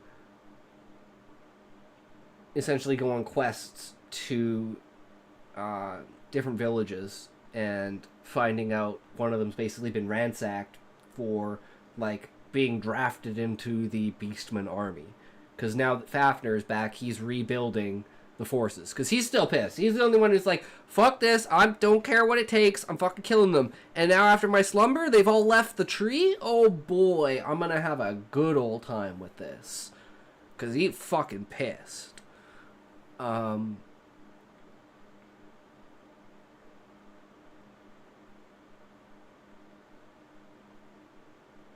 then chapter 3 is going to be like explaining kind of like why Husai is who he is, because he's the only human in the book. Everyone else is a different species.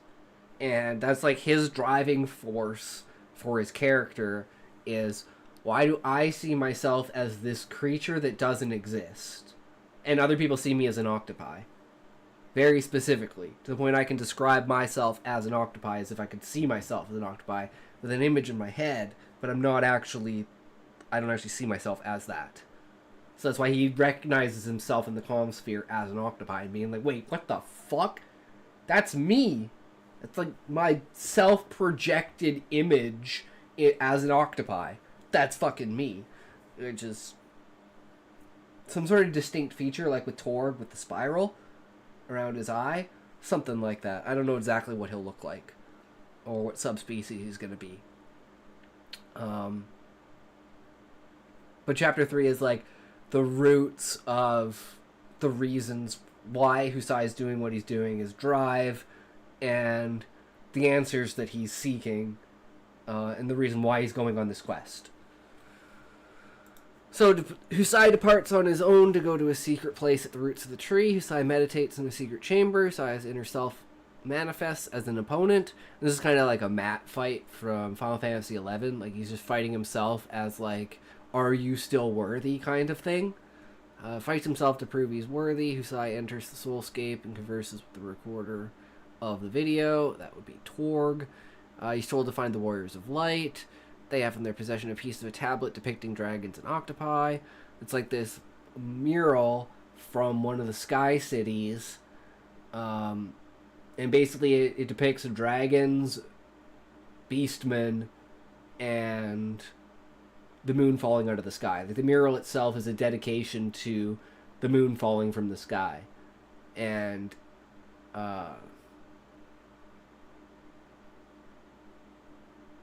it's like surviving remnants after the world kind of got fucked.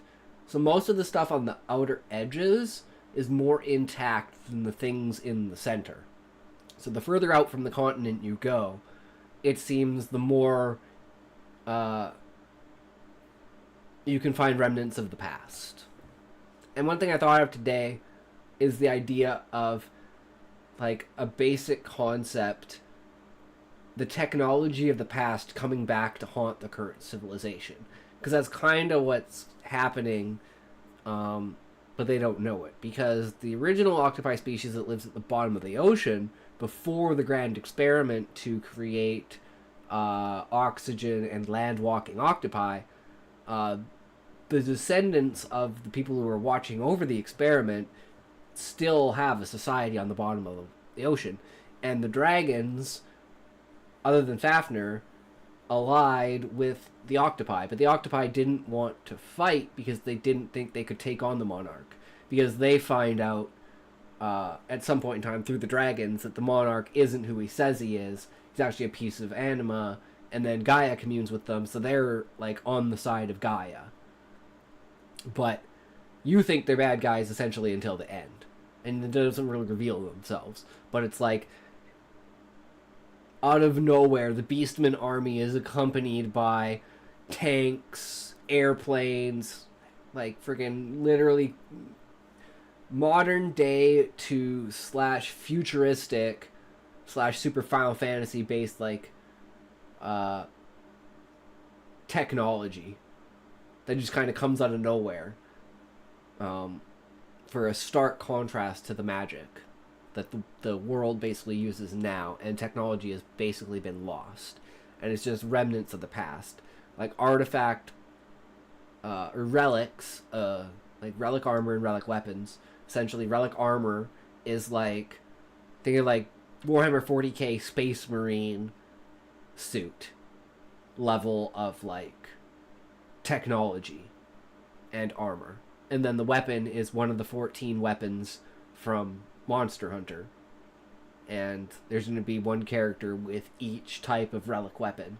Like, in the first chapter, Jolek is a gun lancer, and Kalmosh is a charge blade user. And then one of them's going to be a dual blade, one's going to be a sword and shield, like, you know, and they'll just be like very technologically based weapons.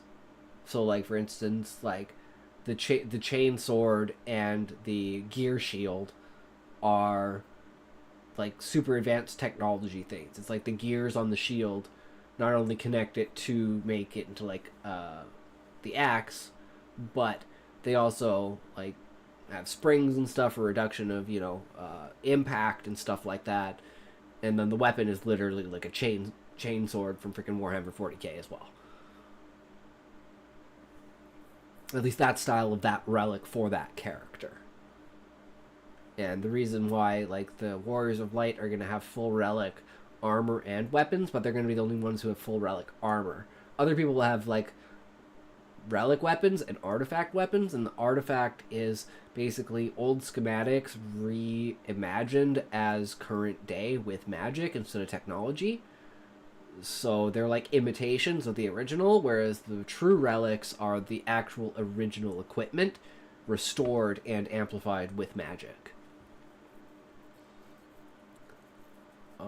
And I haven't really figured out a way of like details with like how armor and stuff works, but I definitely want to have like, you know, this weapon is made from this monster, and this monster's skin is resistant to this element, so this weapon does this, like, literally Monster Hunter level, like, crafting with, like, gear and monster parts and stuff like that. Take a lot of inspiration from Monster Hunter. But yeah. So that's, like, the depiction of that mural is one of the last standing remnants of beastmen that survived underground inside sky cities that weren't completely destroyed after the destruction of the world. So there's going to be other factions that are like basically hidden, like uncontacted tribes in like Africa and the Amazon and like places all over the world and stuff like that. Like they're literally just like completely secluded from the rest of the world because of these things. And the reason that the Warriors of Light know of these places because they're being directed by the Viceroy, or were being directed by the Viceroy. They haven't been in contact for like, let's say 15 or 20 years. But since they like basically got their like assignment, and they're like, okay, this is what you have to do, this is where you're gonna have to look, these are the things you're gonna have to gather, and then we'll talk again when we need to.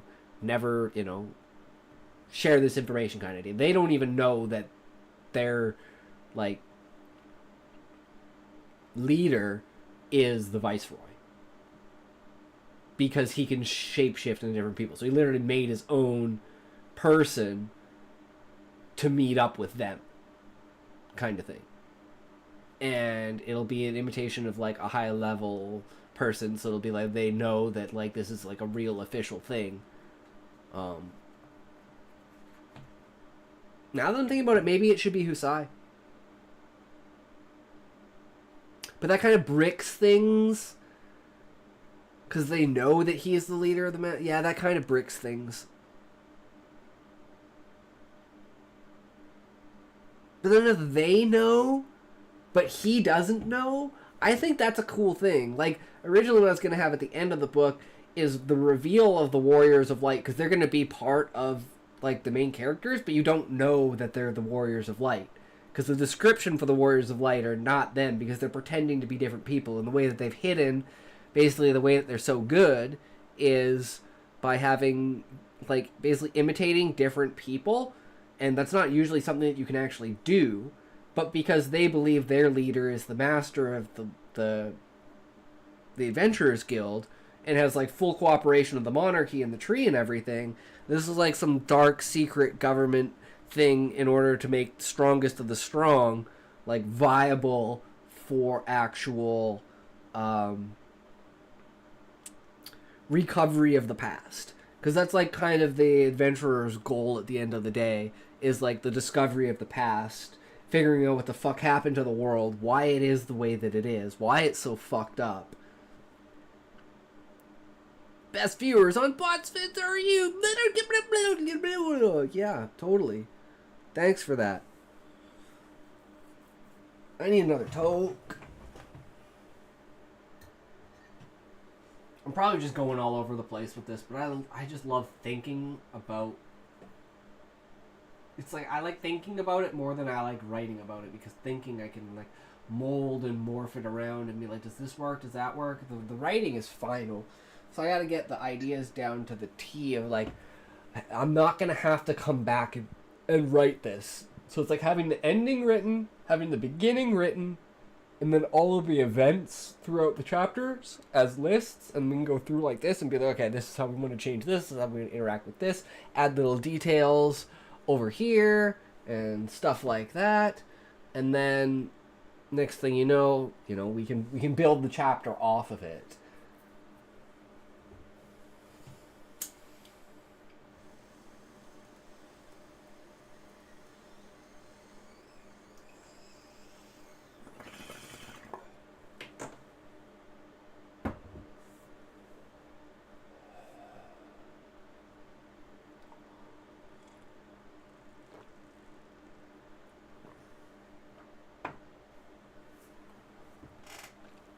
Whew.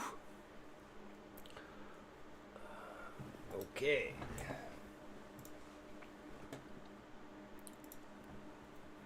I will, I gotta eat this chocolate bar, so I'm gonna throw on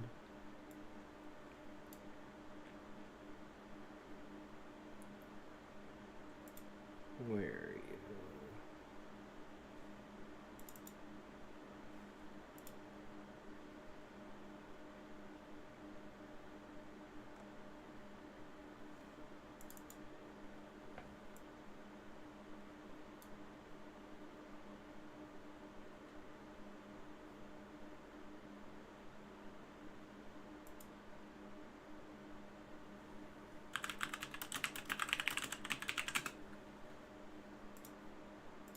No, I don't have it on this account.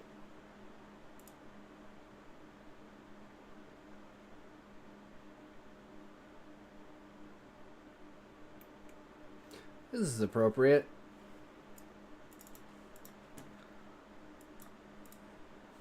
Get out of here.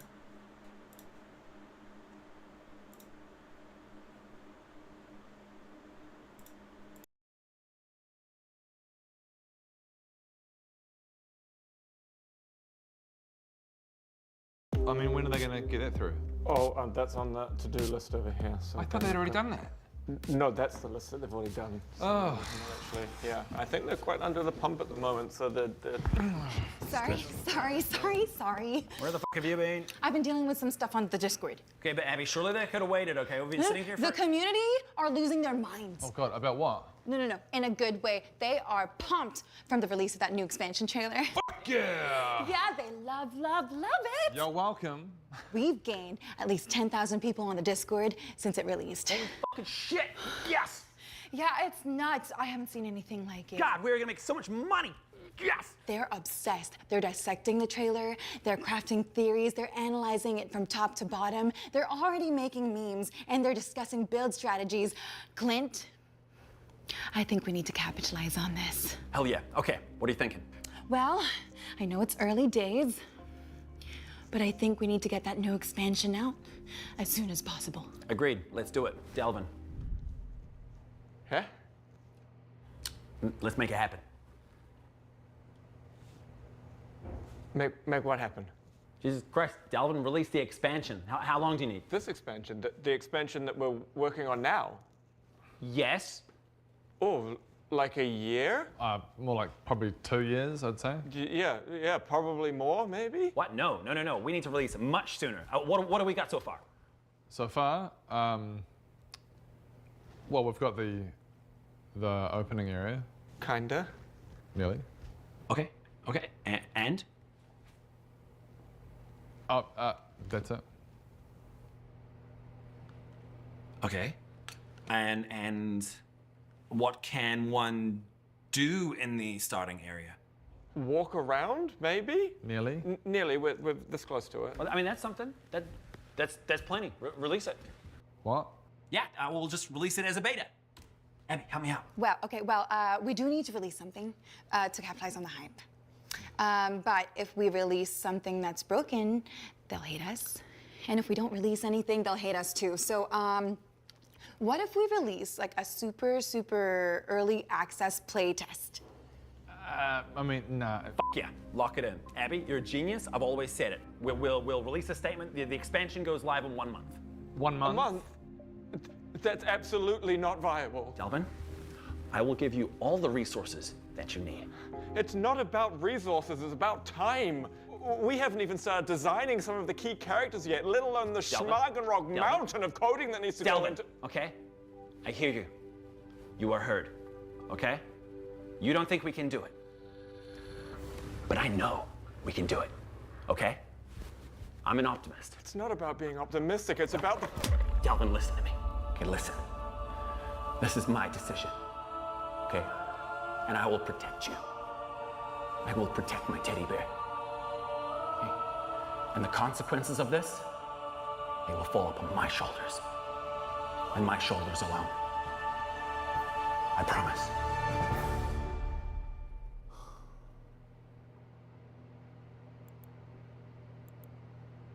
God fucking damn it. Delvin, how did you let this happen? Ellen and I are about to kiss. Here we go. It's finally happening. Oh my god, that shit is great. I love you, literally. Alright. Sorry, I need that chalk bar. I need to munch in your guys' faces.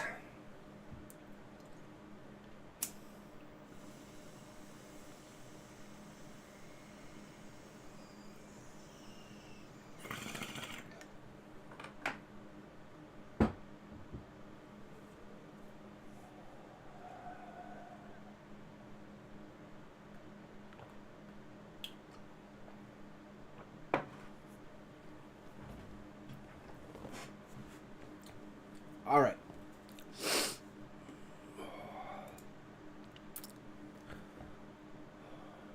Sai leaves Soulscape and gathers others, tells the library master to search for references to Warriors of Light. Sai tells Archive Master to search for anything related to Octopi and Dragons. Sai tells Sid to take the Compro and investigate it. Sai tells Viceroy and Second in Command Varys that they will depart to the city of Ifrit to meet up with Sai's old friend. They head to the base of the trunk where the exit to the tree is. So a lot of this is going to be dialogue and explanation, lore drop kind of idea. But I think we spent more time on this than I really wanted to because of the raid, but that's all good. It doesn't matter. We still, like, Chapter 2 is the big thing that we need, big hurdle we need to get over right now. So anything past that, like, I'm just thinking, I don't really, like, a connection between the Beastman, like, in Chapter 2, the inauguration, the riot, and the death of the Beastman causing even more uproar. So it's like, to some people, this riot is what starts the new Beast War.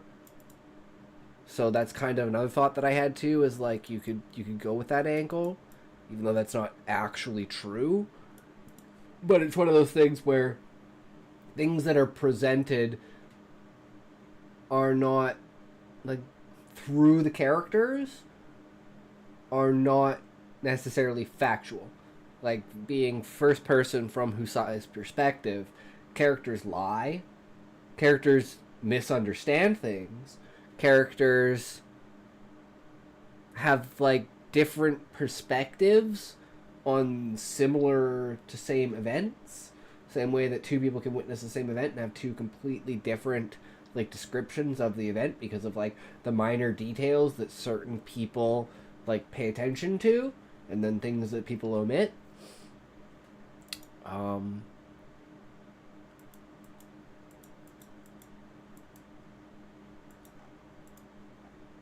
But I think it's pretty good.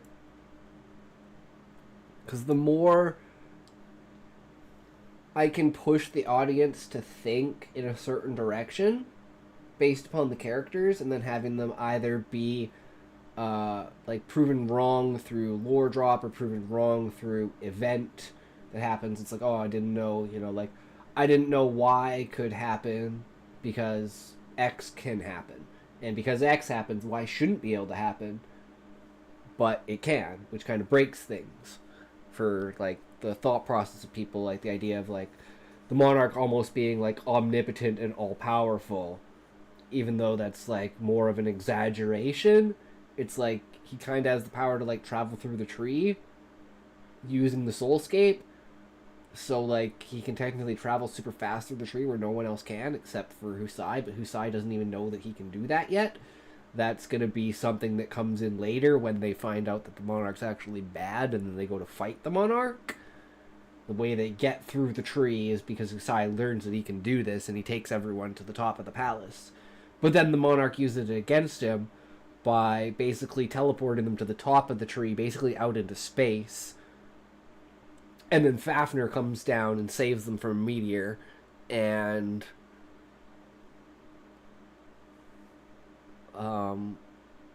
I guess they fall with his body onto the ground. I'm not sure how that's going to work. We'll figure that out when we get there, though. Because, like, even up to Chapter 10, with, like, the Assembly and the Aftermath and, like, Onslaught for the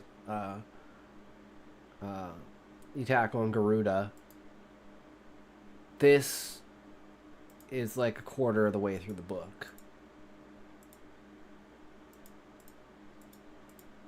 At least that's the idea. But we'll see how that goes.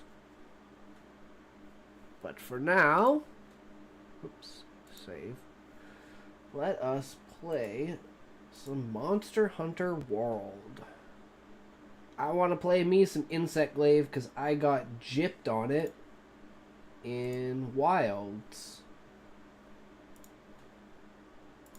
So let's do some aerial combat.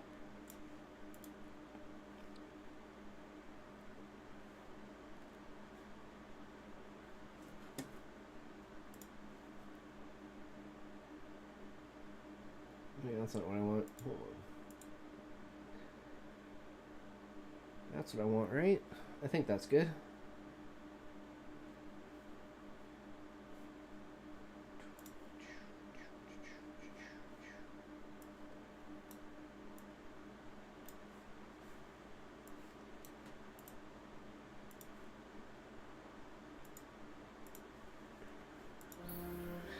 Oh, it feels good to be back.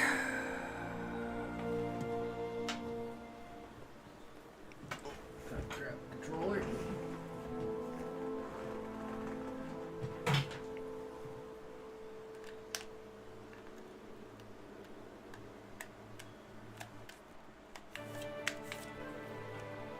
Okay, just 1 second here. I gotta change the shit.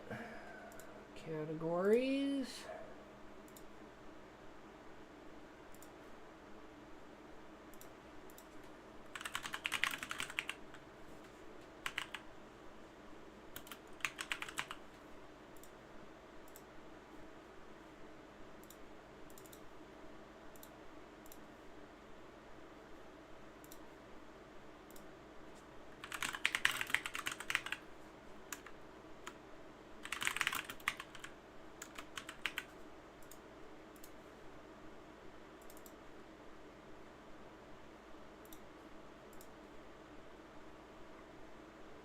Right, I think that's good.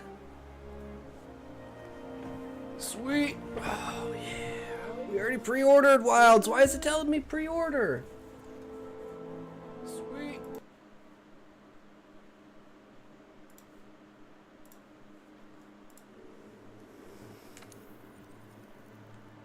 Oh, yeah.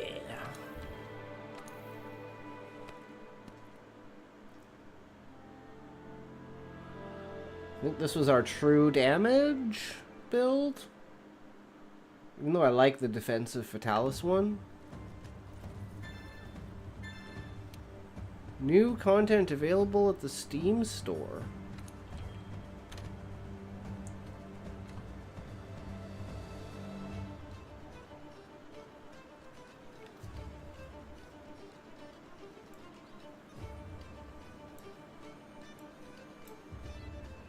Oh, can I not move that off? I do not know why.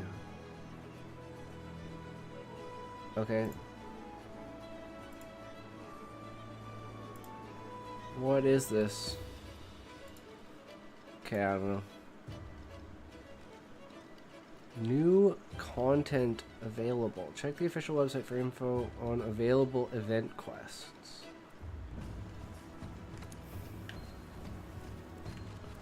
We go to housekeeper, right? That's what we need to do. Go to the housekeeper and see if we have any over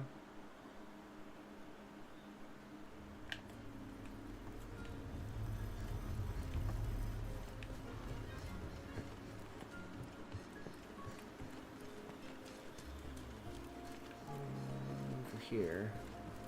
Add-on content. Claim add-on and bonuses. Yeah, there's nothing here. I don't know. Weird. Okay, what's this build? Agitator, resentment, attack boost, critical eye, health boost, critical boost, flinch free, earplugs, bite resistance, protective polish. So this one's meant to be done with other people, maybe. Because of the flinch free.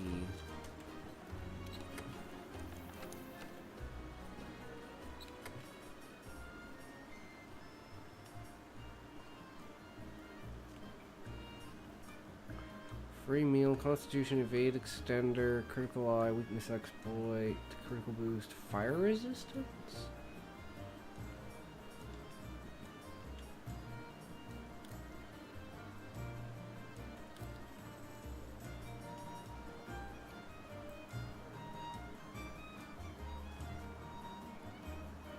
Yo, broski, how are you? Valiant boy, welcome, welcome. Not too bad. We got a raid earlier.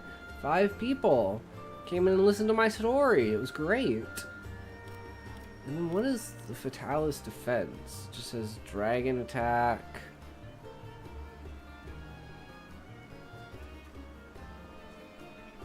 Health boost, fire resistance, critical boost, power prolonger.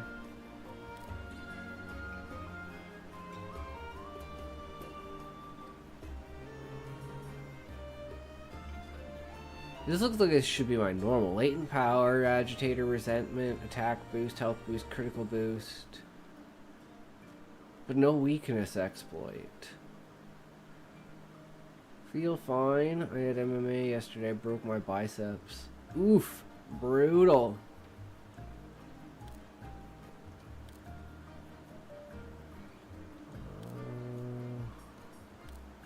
I have no idea what most of these loadouts are. But I want something that's like this. But it's like 7 critical eye. Or no, this one. Weakness exploit. Like, I don't need Joust, I don't need Divine Blessing. And there's this is Dragon.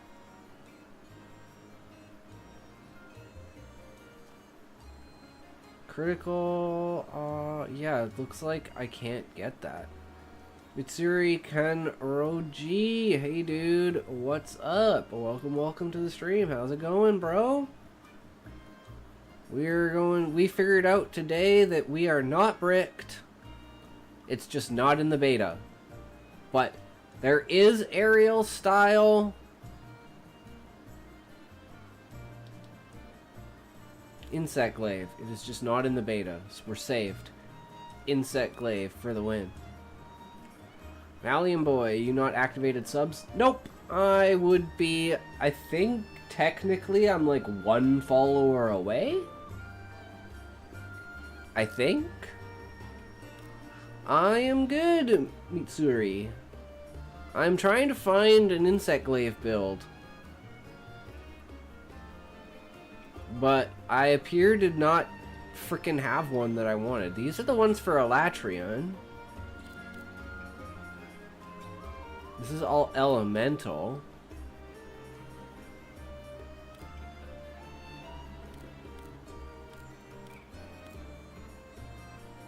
What kind of job you do? You deserve so much more. I'm an editor and writer, so you know, it is what it is.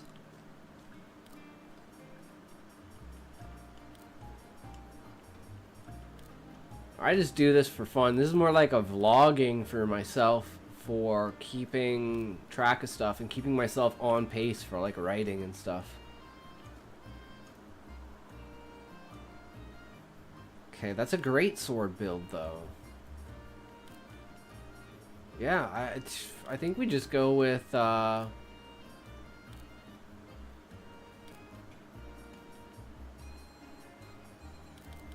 this one?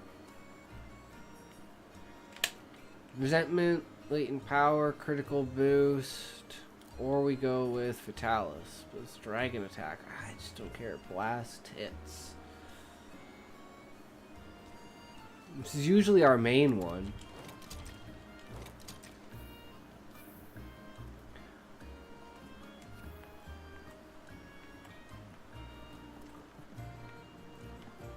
Hey man, you build and they'll come. So, you know, if the content's good, people will come. But, you know, the content is kind of all over the place. Like, I do writing, I do art, I do multiple different video games. I do react content, I do makeup, I do dress up, like cosplay, like, I do a lot of content. A lot of different content. So, you know, brings in a lot of different crowd, but not like all together. Wow, do you live for it? I live for writing. Whether it's short stories, whether it's my book, whether it's just telling a friend a random story and taking something that like happened yesterday and embellishing it and turning it into this like grand adventure. Like building D&D storylines. Like that's basically how I started out with me and my brother when we were kids. We basically like made card games, like battle games and stuff, and then like went into like D&D and like did like you know, story creation for that and playing through with that, which was super cool. Layered armor. Change layered armor. That's what I need to do. Are any of these good? I mean,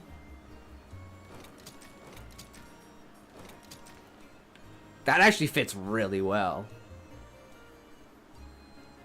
And I have Valhazak. And that's the Hazak. Okay, yeah. No, I like this. This looks fucking sick. What layered weapon? It's my layer. Oh, each weapon has its own layer. Okay. Yeah, I guess we'll just stick with this one. It doesn't really matter. Blast tits.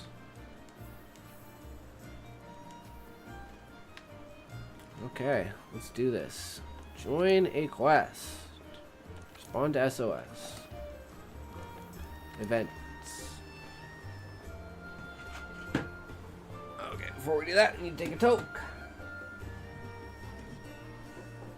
Yeah, my plan for like the next week or so is I gotta make a separate YouTube channel, and what I'm gonna do is I gotta take all the short stories, and I want to have like kind of AI generated images to go along with them, and like you know, text to speech kind of like narrator tell the story, and then like upload those on like a separate YouTube channel for like short stories and stuff like that, and then kind of do like, you know, like one of those like once a week kind of idea. Because I have so many ideas backed up for stories that I just haven't written yet. So I'd like to take a day to just sit down every week and just write a short story based on those criteria that I've already built out.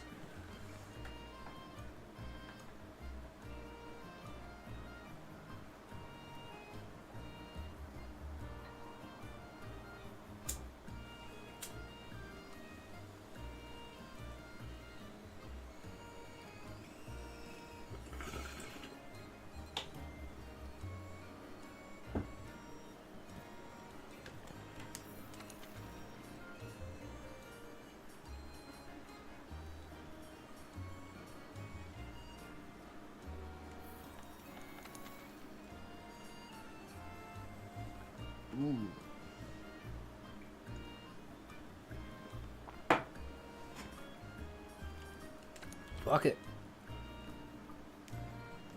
Oh, no. I guess the only one is that one. All the other ones are too far in. Kushala de Aura.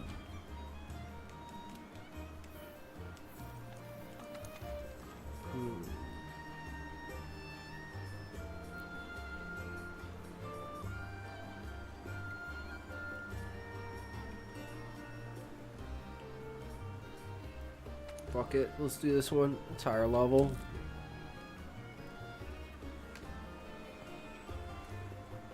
Marry off for the win.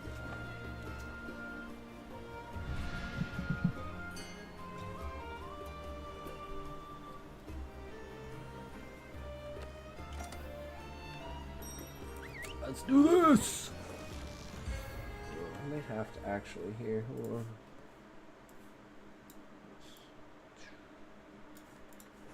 That's probably better.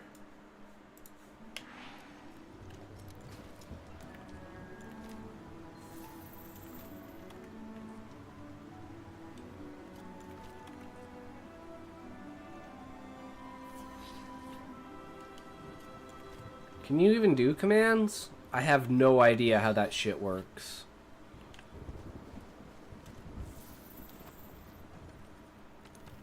Item box, manage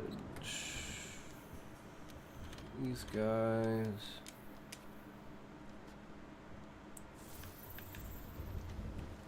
Okay. Food.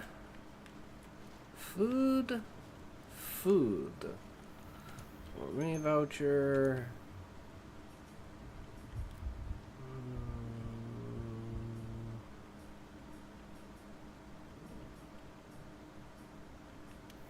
I don't have a bot Rix or something else. I mean, Botrix is in the channel, but I don't know how to get it to do stuff. Like, it only does for follows and like shit like that, like stream announcements, but I don't know how to actually control the bots.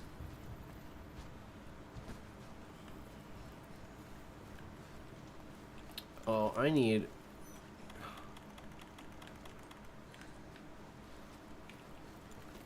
a drink.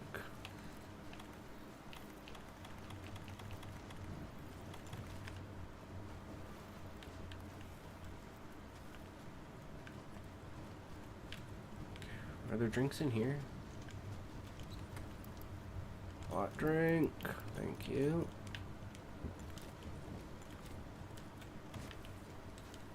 Okay, fuck, I'm an asshole.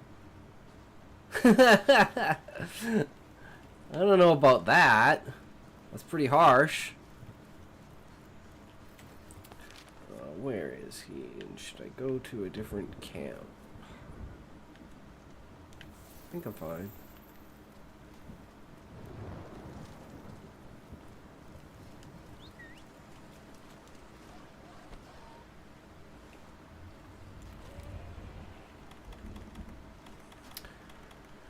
I'm gonna use a dash juice.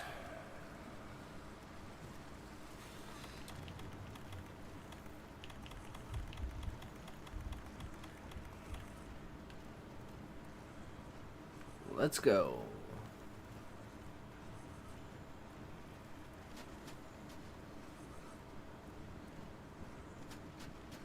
Makes me so pumped for Wilds.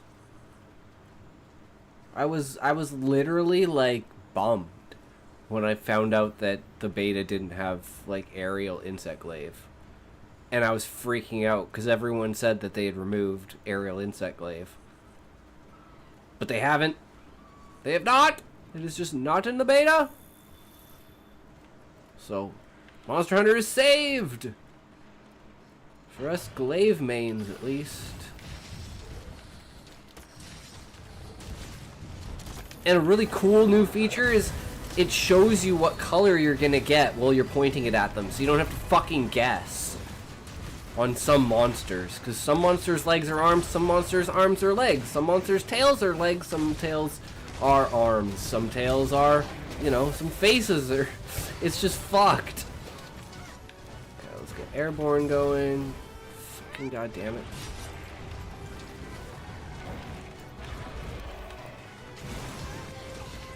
How did that fucking hit me from here? That's insane.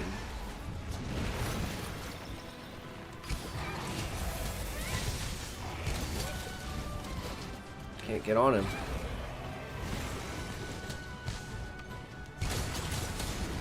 There we go.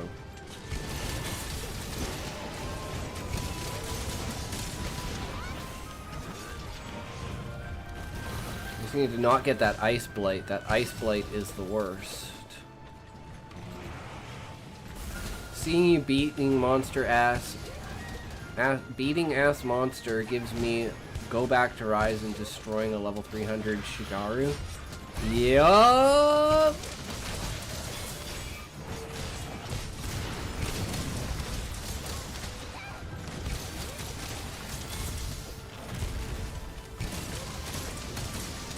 I got kind of bored of Rise because I just played Switchblade and I like the combo was just like you just use like the invulnerability wire bug ability and like yeah you just literally anytime you're about to be attacked you just did that and you would be fine. It was fucking amazing. It was such a good ability, but it was just so overpowered because it's like all you would do. You couldn't take damage and it was a counterattack. But the new like clash and like counter system in Wilds looks like I haven't used a weapon that's done it, or I haven't managed to do it with any weapons that I played. Played like Charge Blade for like a little bit, but not really. Just to fuck around. I mainly played Switch Axe, which I probably didn't even like get half of the kit right. My god, give me your freaking colors, bro! Give me your colors! And the new way that wounds work in Wilds too. I didn't play since Rise since 2 months. I think I'm fed up on 2,775 hours. Damn, I only have 600 in Rise, but I have 1,400 in this.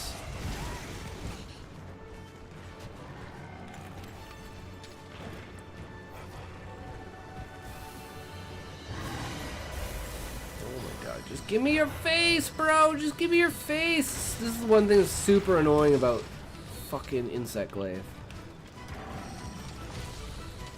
Mark him? Does that work? Did we get it? Fucking hell, finally. Oh no, now we're blighted. Shit! I might die. No, okay. Oh. They're doing their own thing.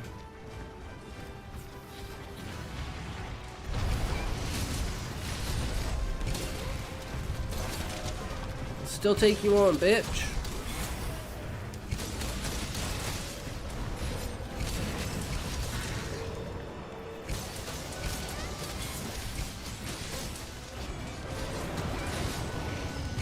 Now he's piecing out, little bitch. Little bitch. Put this thing on. Can you do some Rise content one day? That would be awesome, boy. I want to see what you used to play on weapon. I can actually literally do that right now, if you want. Where is it?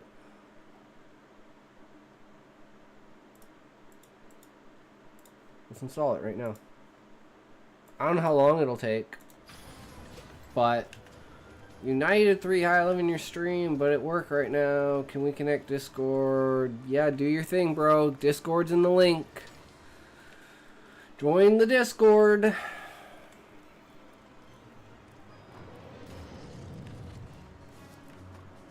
I don't know where to go. I don't remember the map at all. And he freaking won't on goddamn thing so I can use my tail rider. Won't on aggro. At least follow United 3. Now I have to actually sharpen before I get to the fight. Okay, let's do this. Wait, this isn't the right place? Fucking hell. I hate this map sometimes.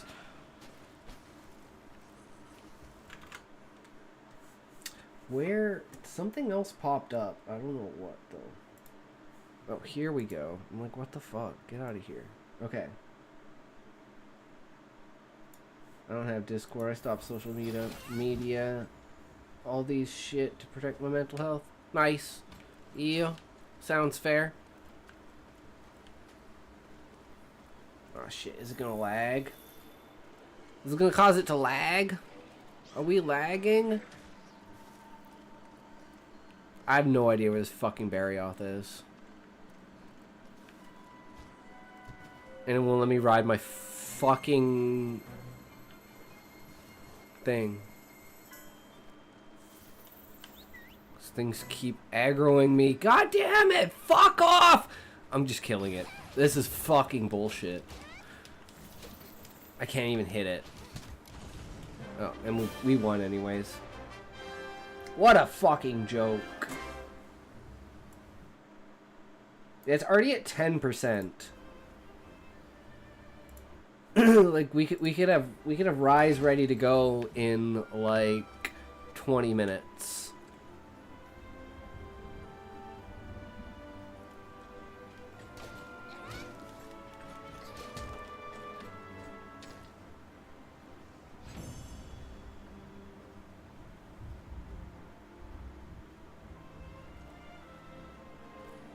Pet the good boy.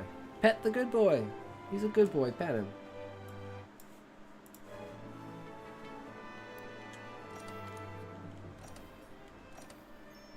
Broke my PS4 for real because I was on a Kieran and I was disconnected. Pay for fucking shit connection. PSN is worse. Yeah, fuck PSN.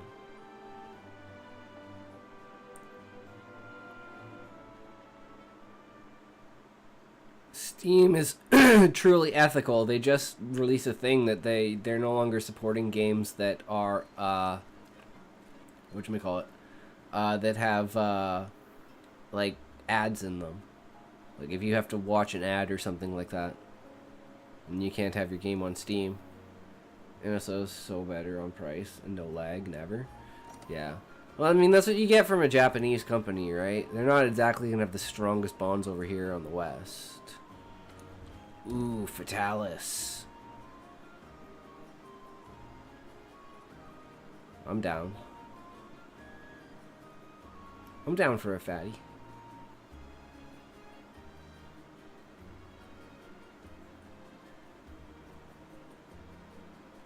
And he's an insect glaive.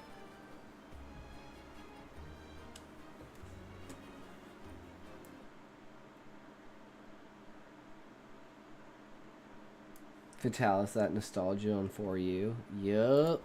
Failed to join. Boo.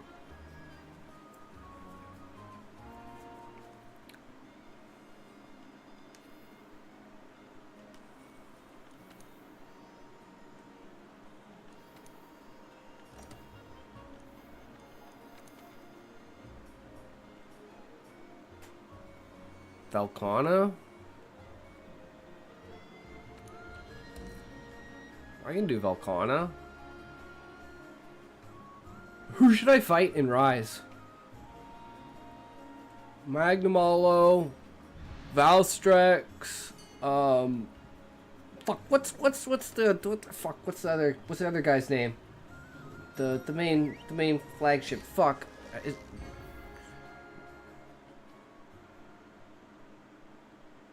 Malzeno?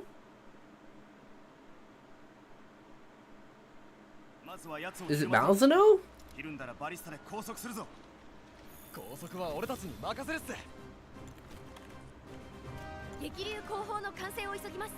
防御壁を守ってください。リベルカーナの体力減少十分。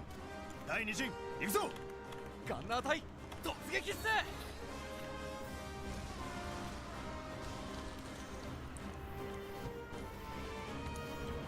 Gourmet voucher.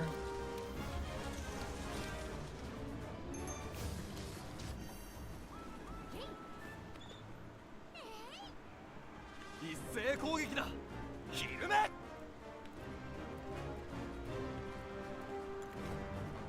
ひるんだ。高速弾行け。リベルカーナの工作成功。激流後方の組み立て完了。あとは燃料を装填するのみです。ビースメン動員は避難を。あんた激流後方 That is how you start the fight with a fucking mount.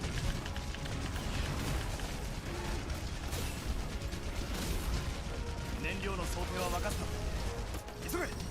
拘束が解けるぞ。 See, Volcana's tail is red.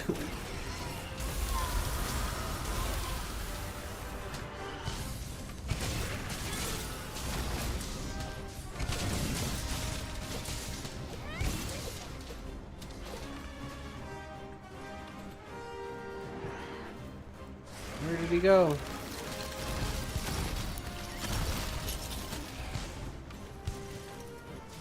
Fucking try me, bitch. Not even close.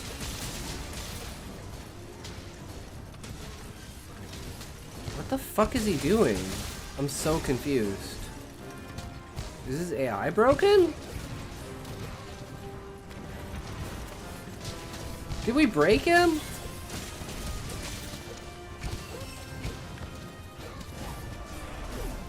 What the fuck was that? He's like, I will get through this gate no matter what. I will. I'll get through this gate. You just watch me. I'll get through this gate. 燃料の装填を急げ。奴の動きに気をつけろ。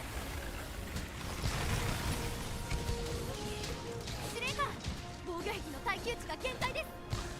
I forgot this is scary to use because it's hurting me. 防御壁が突破されたぞ。燃料の装填を急げ。 Because I'm not actually hitting him. What's he doing?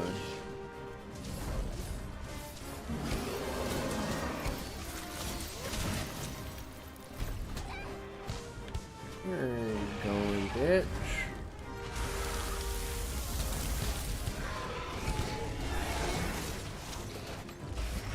Oh, we're out. We're out! Shit! 燃料装填完了。 That's not 起 good. 動スイッチ準備よし。高速成功。激流後方を撃て。 Oh, they bound him. 今のうちに激流後方を撃て。 Go get our buffs.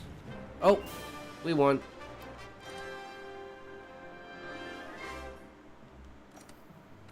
Easy.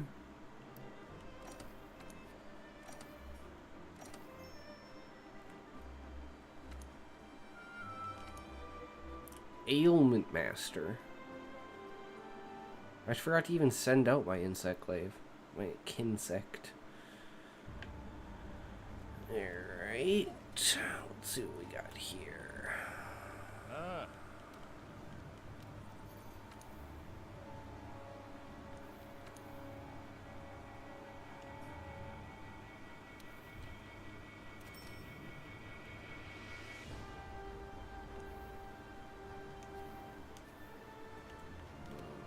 Collect, harvest. Lots of seeds.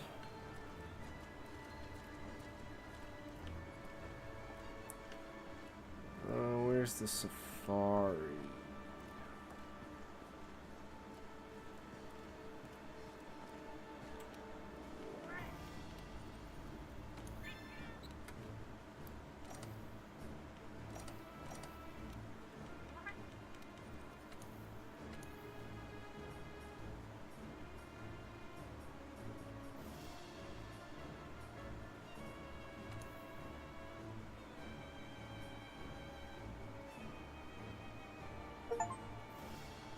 There. Boom. It's done and ready. Send this off here.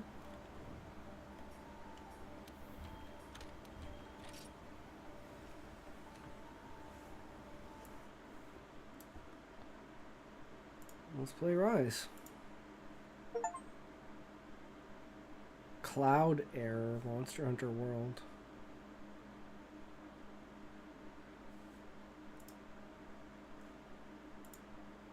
Seems recently unable to sync your Monster Hunter World saves with the Steam Cloud.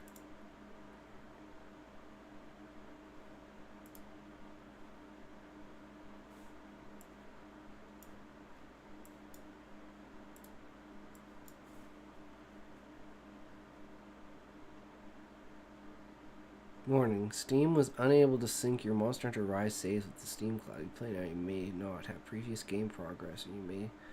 Wait, what?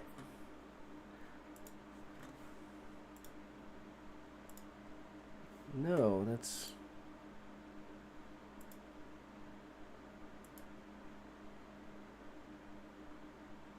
We're good? Okay. Woo! Woo! Woo! Yeah, it's Malzeno.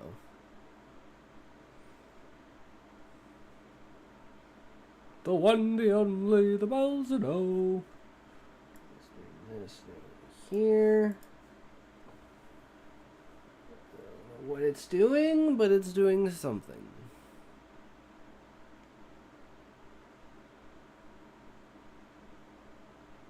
Compiling shaders.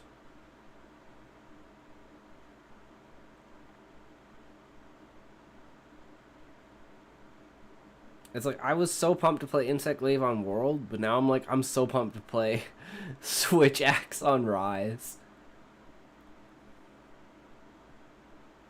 We're close. We're almost there. We're almost there. Tiny bit. But yeah, who do you want me to fight?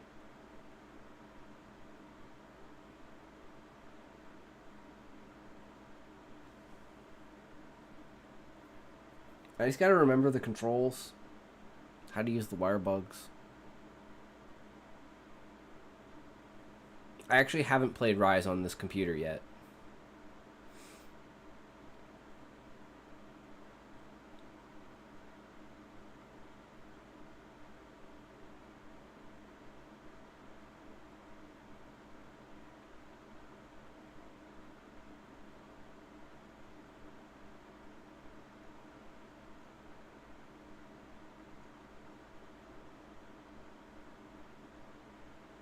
I was brushing my teeth and you switched to Rise.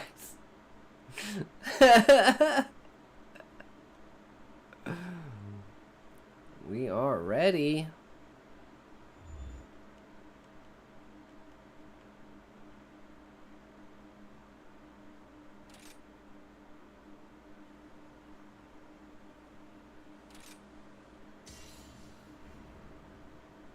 Oh, you weren't ready? Damn. My character is fucking hot.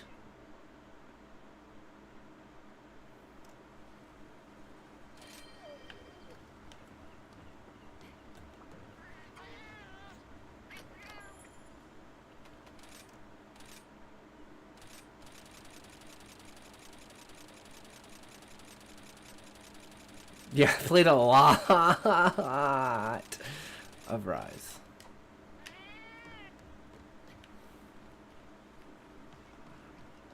I'm actually using Insect Glaive right now. Okay, I don't remember where fucking anything is. Is there a box here? There's a box. Manage equipment, change equipment. Equipment loadouts. Enhance Immortal. Is this my... Yeah, I'm pretty sure this is like my... which one defines power prolonger.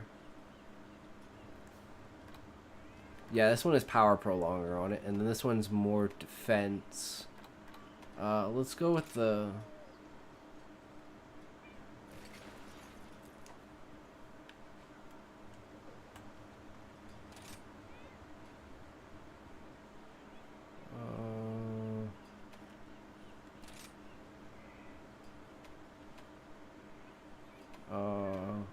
I think this is medium armor. And then gun lance is for heavy.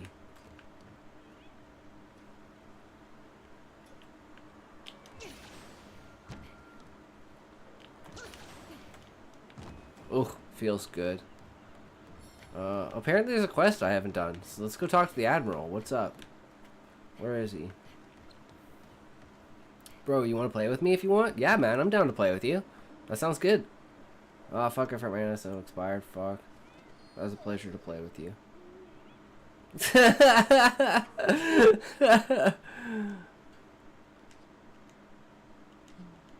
Cursed Malzeno again.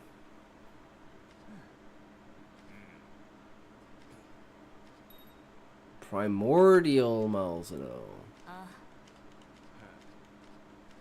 Sure. I just want to kill it.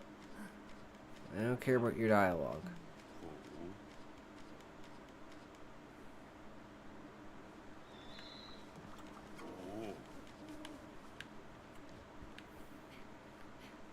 Wait, I think I have 7 days free. Some new information regarding this urgent quest. Received report of local primordial Malzeno.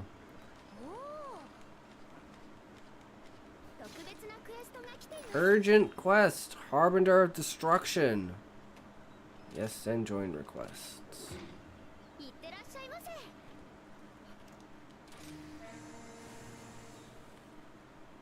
Alright. We have no idea how to play, but we'll figure it out. I didn't know they added new content.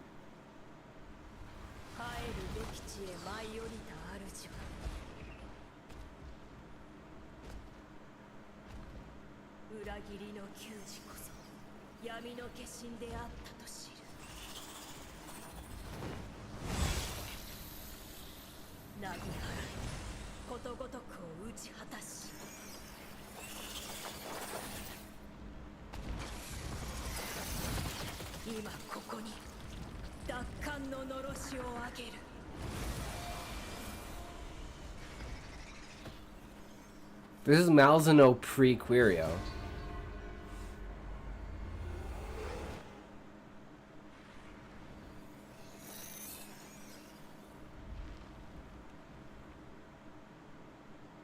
He's like, fuck you, parasites. Okay, let's see if I can remember.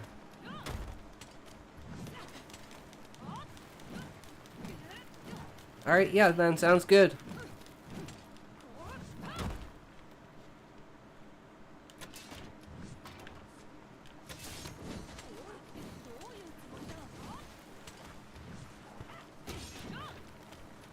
How do I use it again? I'm pressing L2. I swear it was L2.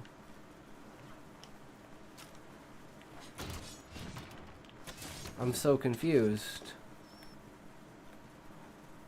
I don't remember how to use my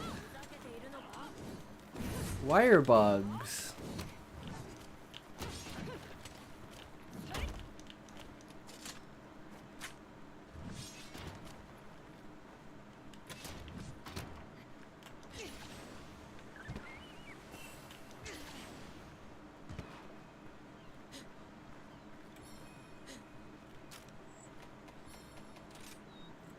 I don't remember how to use my spirit bugs.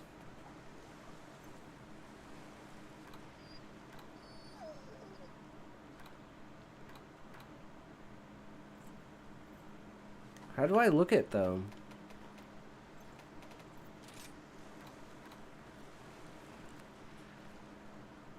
Invincible Gambit and Switch Charger. Second stage morph combo / finishing discharge. Forward overhead slash. Invincible Gambit and Switch Charger are my abilities, but I swear you press L2.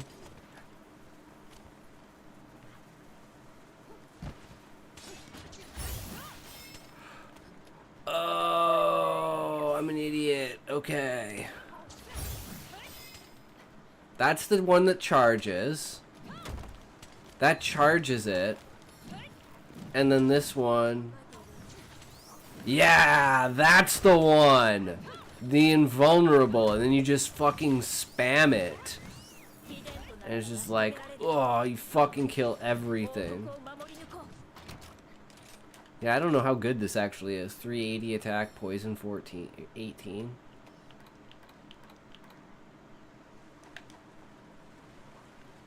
I just know it's the best raw. I'm pretty sure. I need to eat.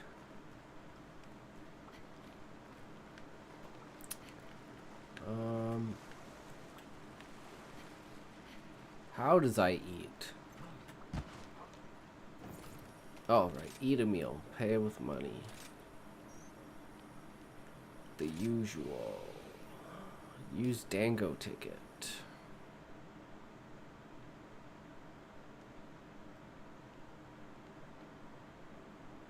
Think. Stam feet. Def. Polish def feet.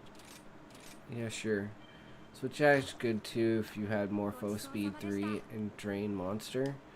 Yeah, I have absolutely no idea. All I know is like this is built. I'm on game. I will see, brother. How do I? What is the?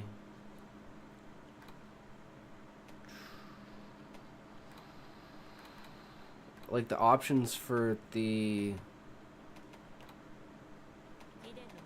lobby.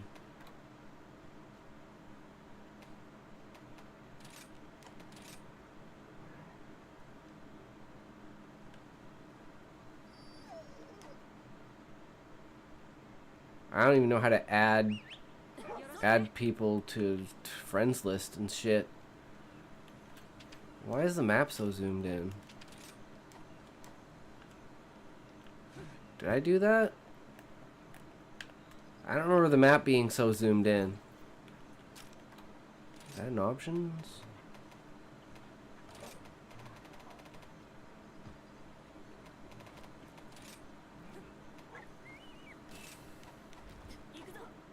Yeah, I want the general map.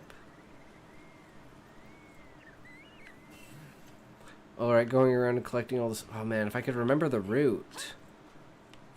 The route to take to gather all of the ones that get you.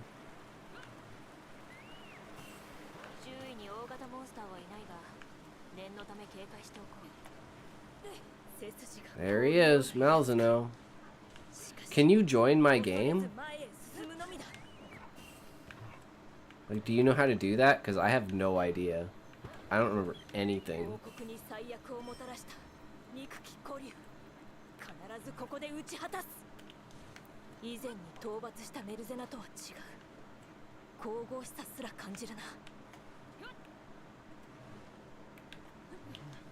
Shit.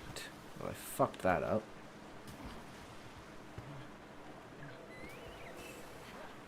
Fucked that up massively.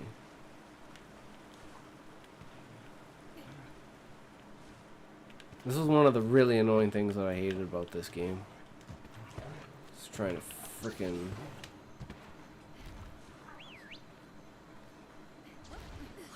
gather all the spirit birds.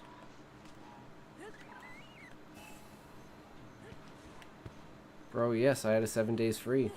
Nice! Well, if you know how to, add me to your friends list or join my game or whatever it is. Hell yeah, man, I'm totally down. Fuck yeah. GG! Okay, that's more health. There's more stamina up here. Sometimes my Palamute just don't go the direction Palamute need to go.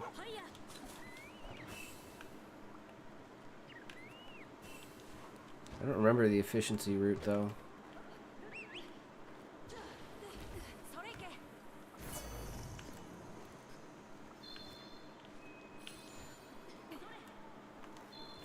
+1 wire bug. Super important.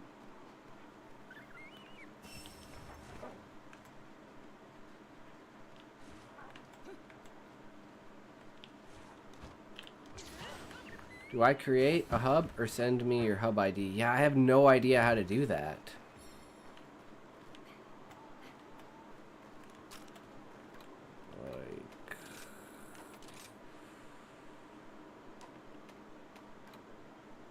Hunter info? Hunter notes?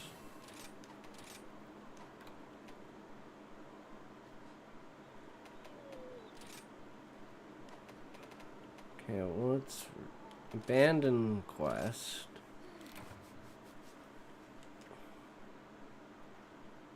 I don't know what NSO is. 戻るとしようか。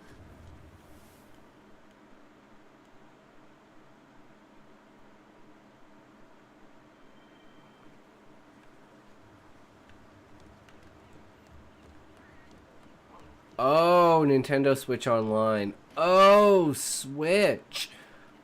Is there crossplay? I didn't know you were on Switch. Is there crossplay?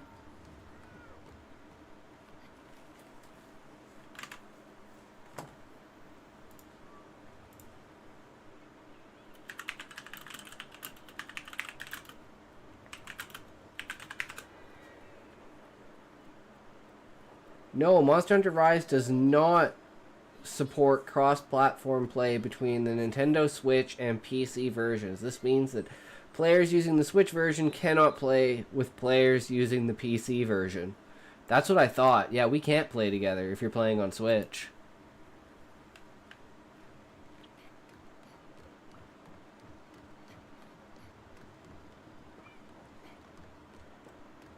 Why don't you have it on PC, bro?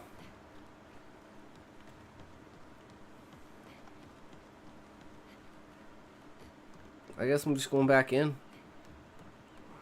I mean, that's what I hate about Nintendo. They are not fans of crossplay.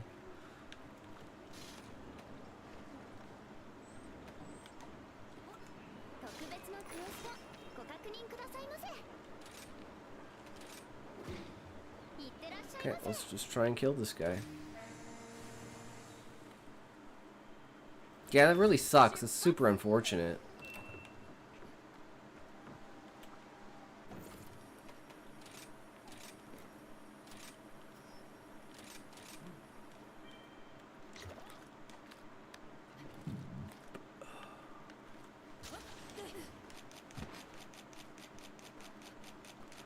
Okay, I don't think I have an item loadout.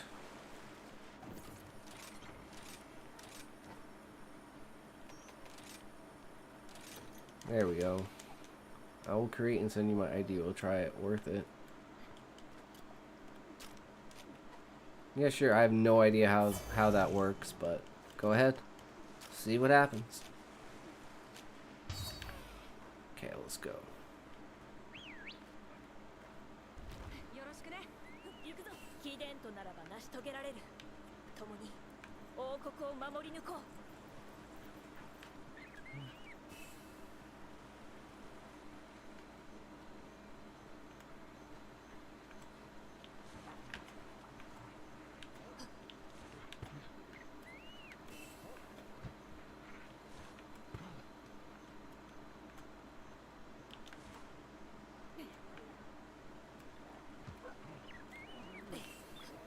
行くぞ。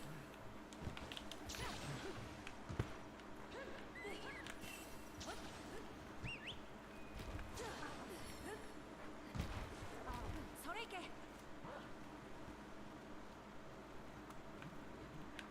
えいやはりや。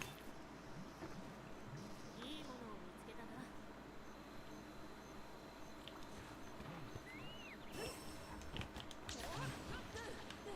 Fuck.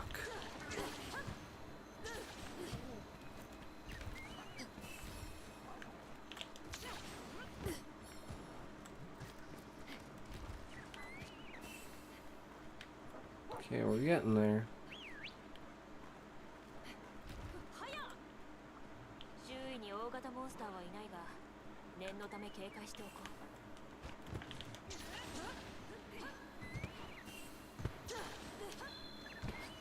That. I let you finish. Take your time. Yeah. Gotta get that stamina.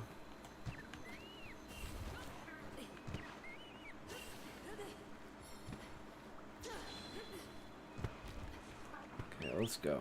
I think we should be fine now.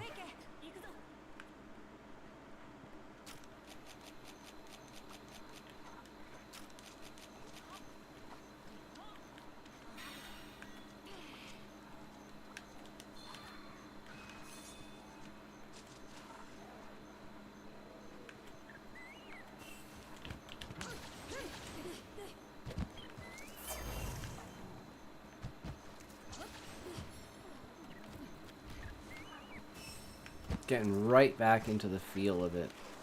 Oh, it feels good. Rise definitely feels like smoother than World. But I think World just in general is a better game. 背筋が凍るようなやつか。しかし恐れず前へ進むのみだ。よ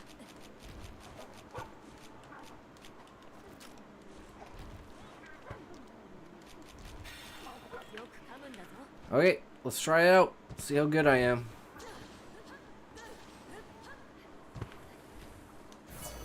If I can remember how to fucking play. 王国に最悪をもたらした憎き恋。 Well, I 必ずここ fucked で that 打ち up. 果たす。以前に討伐したメルゾナとは違う。神々しさすら感じるな。 Ooh, that hurt.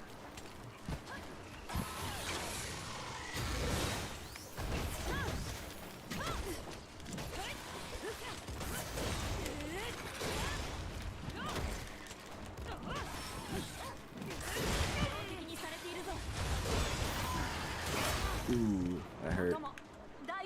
I gotta remember just to spam my shit. That's the whole point. Spam my shit. さすがに手強いな。無茶をせず慎重に行こう。 Where's he going? Already running away. Typical monster hunter.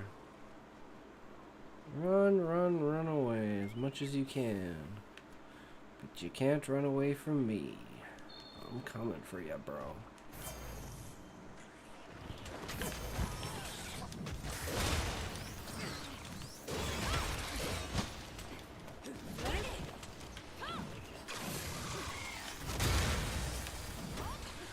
Doesn't feel like it used to, I'm telling you. I'm getting fucked up. But I just don't remember how to play.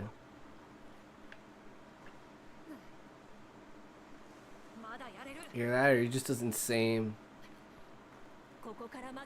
Yeah, I'm playing on Steam.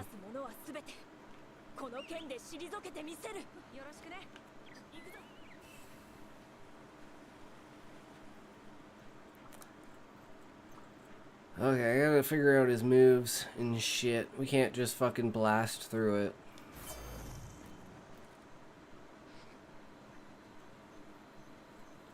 You know what? Maybe I'm thinking of the wrong thing. I gotta try something. There is potential that I'm thinking about the wrong thing.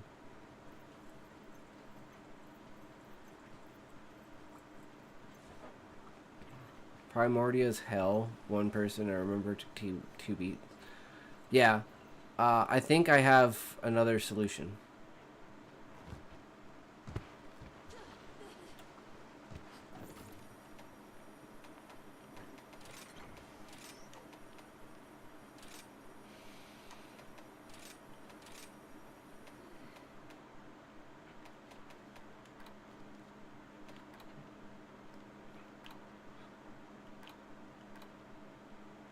Okay, it's gotta be here. Wait.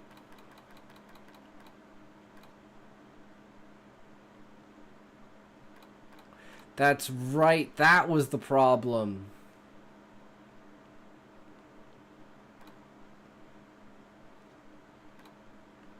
With gun lance.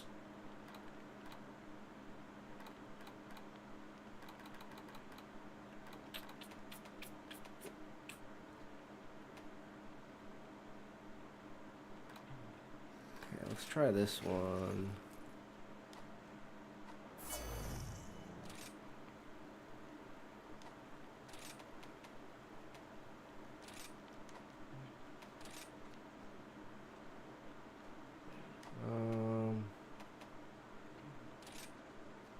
How do I change my... Oh, layered equipment.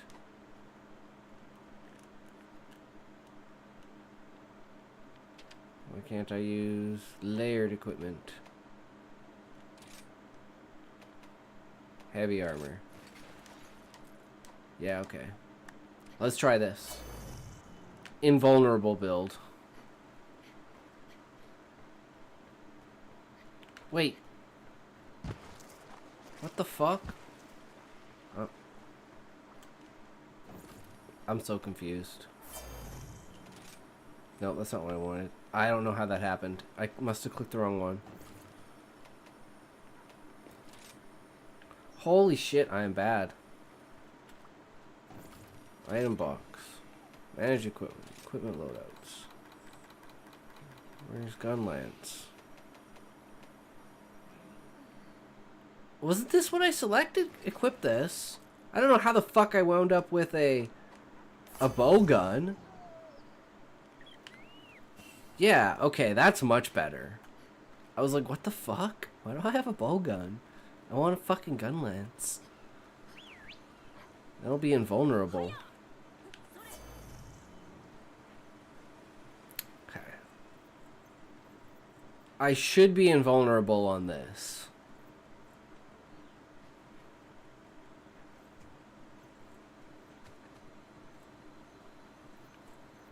And if not, then we just go do something else. But we are about to hit the 3-hour mark, so, you know. We'll see. We'll see.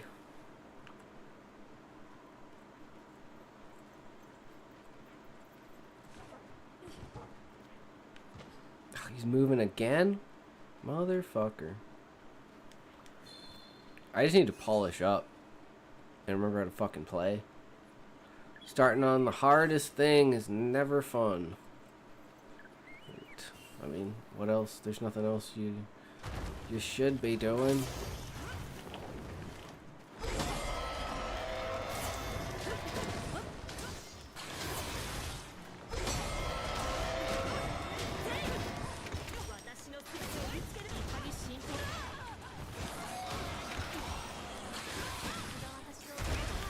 Ooh, that actually hit me. Okay, it's scary when he does hit me, but I should be able to block most things. Yeah, okay, and then there's that. And then we stick him with that. And we just make sure we don't get smashed. Which we are. Oof. He's a scary guy.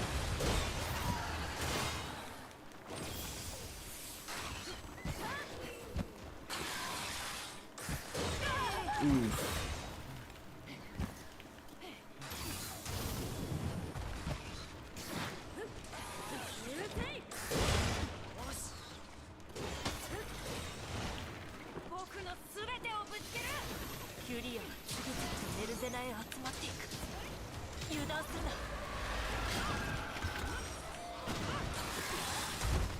He mad now, but he can't hurt me. Oh shit, okay, he can hurt me. That's not good. If it works, that would be awesome to play with you. Yeah, for sure, right? Playing with an audience is always great. He's trying so hard. Oh, poor guy. Well, that didn't work. He's knocked me to the ground. I don't know how that happened, but okay.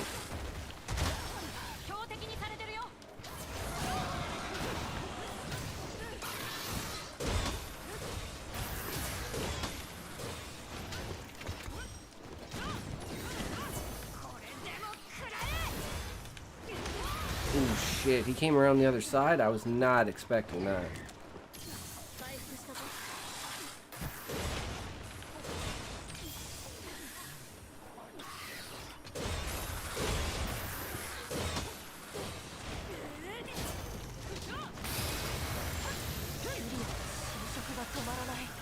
Oh shit. Okay, this is the one I can't avoid! Shit. Fuck, I don't know. I don't remember fighting. I remember fighting and killing it because it was the last one that was like updated before I quit playing. But I don't know if I ever beat one. I just know I fought it, and it was the last thing to come out of content-wise. Damn, I didn't get the guard up fast enough.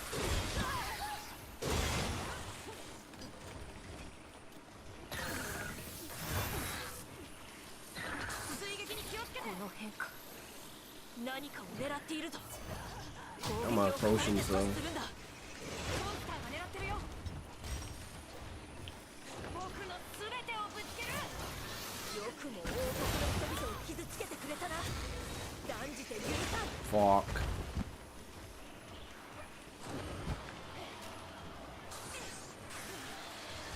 Oh, I'm dead. 油断した。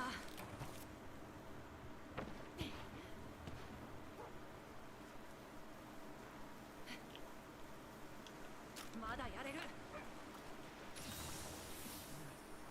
Yes, I know. I'm HR max, HR master rank, and I killed only 5. Yeah, it doesn't seem to be worth it.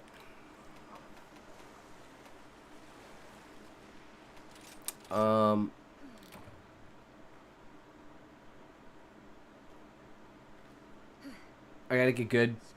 I just gotta get good. But I just want to play Aerial Insect Glaive, honestly.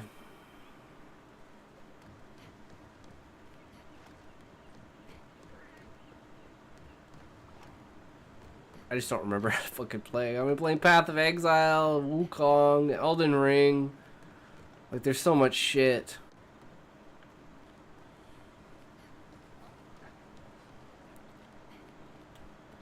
How do I join?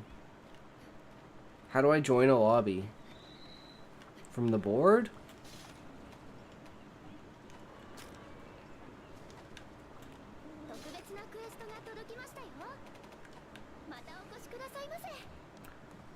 This guy? Find a lobby? Hunter Connect? Search lobby by ID? Search lobby by ID?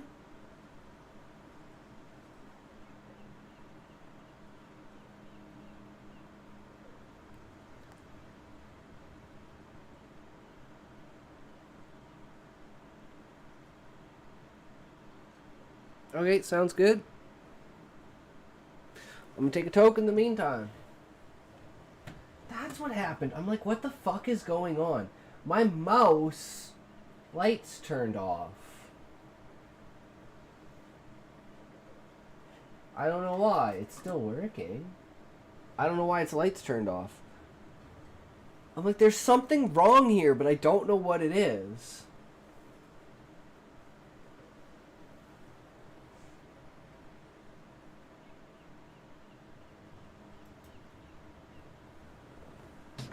Are you smoking? Who? You. Why? What? Why are you smoking? Maybe. What? Think_Dink is now following. Less than greater than, greater than less than greater than less than greater than Dancing Kirby. It says enter a 16-digit lobby ID. That's not 16 digits. ThinkDink. Thank you for the follow. That's a fucking awesome name. I see what you were going for there.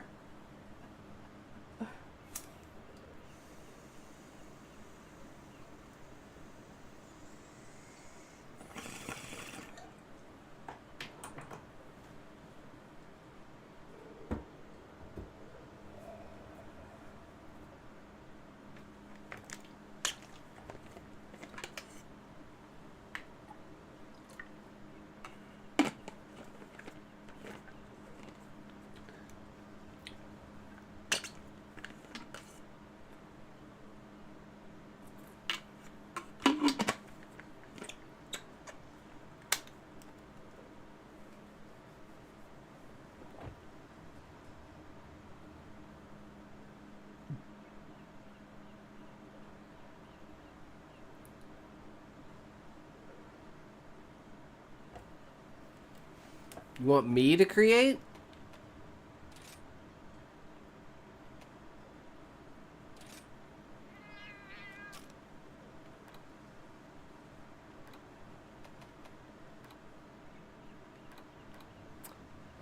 Where's like the info for the lobby?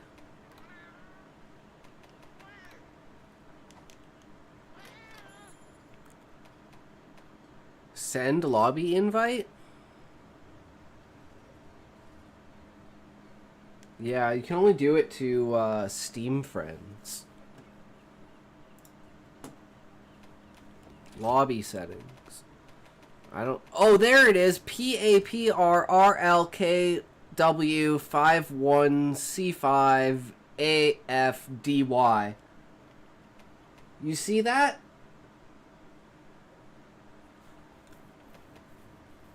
Try that. And see if you can join my lobby.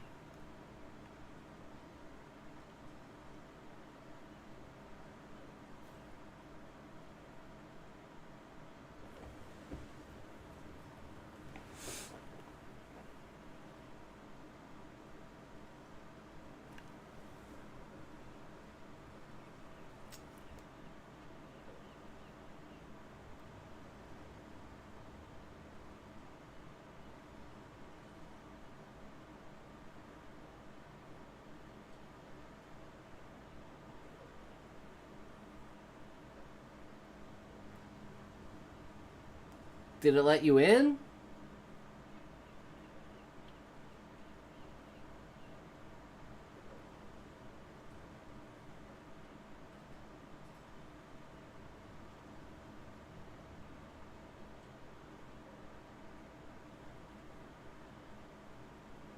Bro, it gives me a 6-number ID lobby. Yeah, we can't play together. Unfortunate.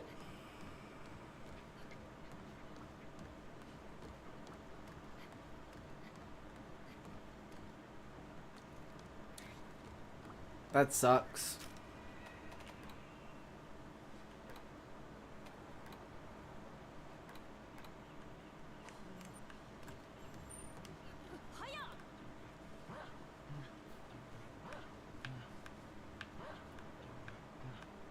No, that's all good. I'm just chilling. I'm gonna end the stream though.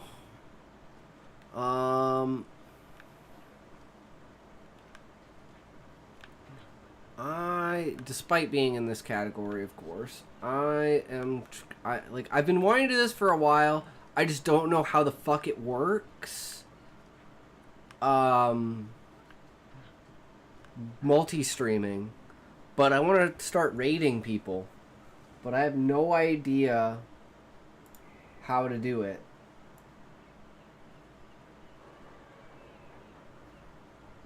Can we get friends? I don't even think we can be friends because this is in Steam and that's on like Switch. It's just completely different. Okay, let's go here.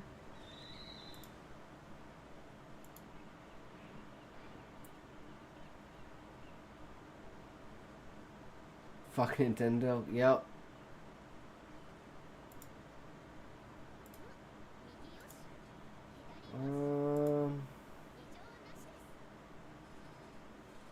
I have absolutely no idea how to raid. Raid settings. Raid browser. Open the raid browser and find someone to raid. Raiding can be a great way to make connections.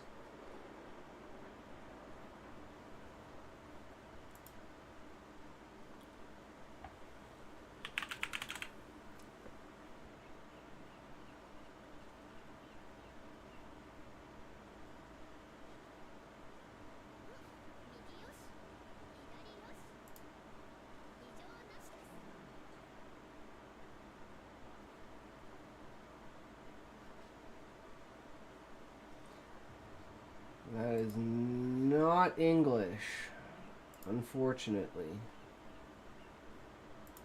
Road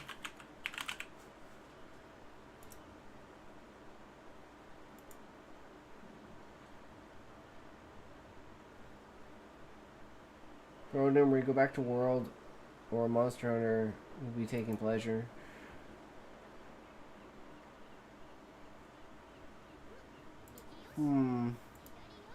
Well, this is a struggle. It's just not a good time slot. I think I ran into this problem last time, too.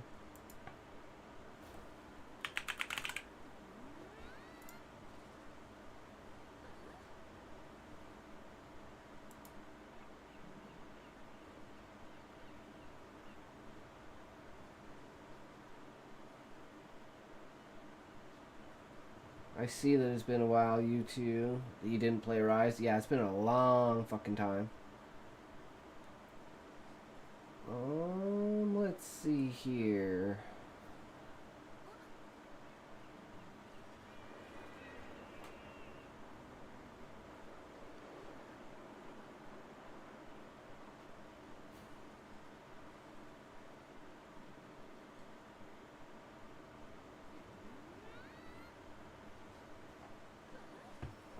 How can we talk? Well, you can go on the Discord. You can go to the About section, click on the Discord. This is the only one I can find that's English.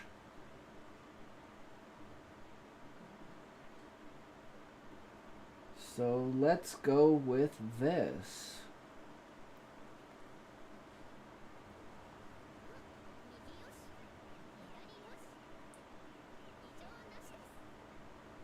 Never done this before. I'm on PC right now, but I don't have Rise. Yeah, see, that's always the problem. Buying it on one system doesn't get you it on the other, right? Okay, let's exit. Rise. And it's a PC to work basically, not for games. I have a shit PC and like a Starforge that's pretty decent.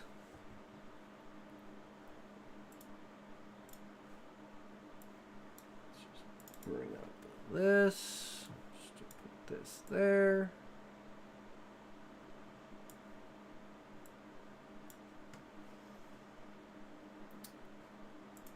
Okay, here we go.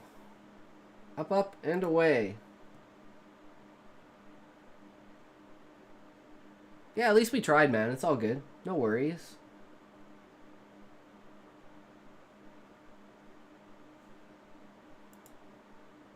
Here we go.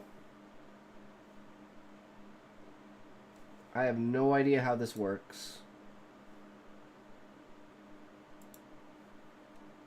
Oh shit. I can bring it over here. Thank you for the raid. How do I say it? Ito? I'm just gonna say Ito. Hello. Dobo, are you still here?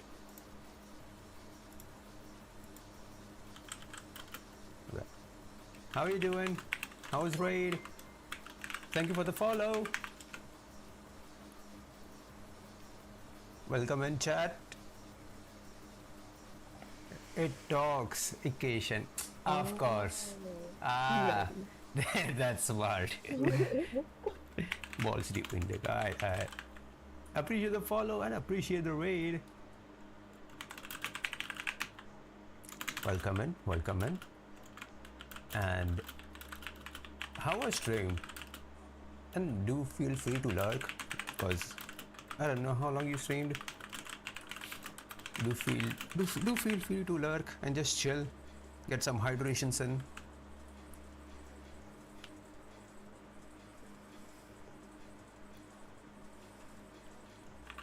Ooh, that's high.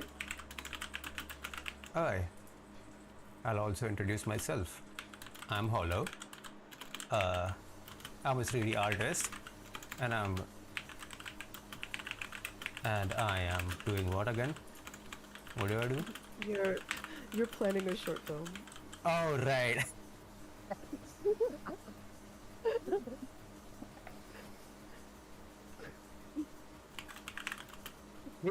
Makes sense. You figure that out while I'm just here. But yeah, I do 3D while playing games, yada yada yada, and I'm working on my short story right now, just writing it out. So any heads up are fine, because I don't know how to write. Ooh. Oh, I swear to God, Voices, like, y'all are cool as fuck, because Voices also is like getting their bachelor. He's gonna be what?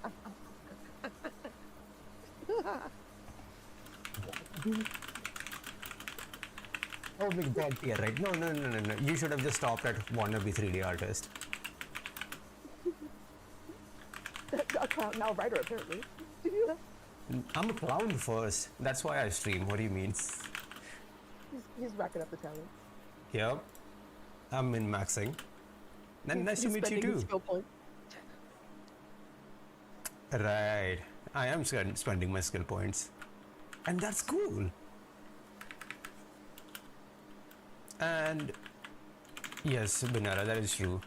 But instead of reading, cause my dyslexic ass can't read. I mean, that's a reason, right? That's a fucking one of those things. Oh, right? But yeah, that's just one of the reasons to be lazy. I should read. But instead, what I did was just listen to Creepcast.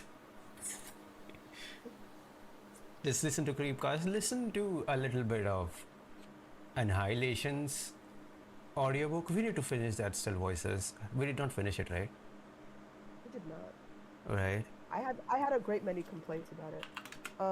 But we should still finish it. We should still finish it. Makes sense, makes sense. Audiobooks count as yes. Absolutely. Then I've been reading.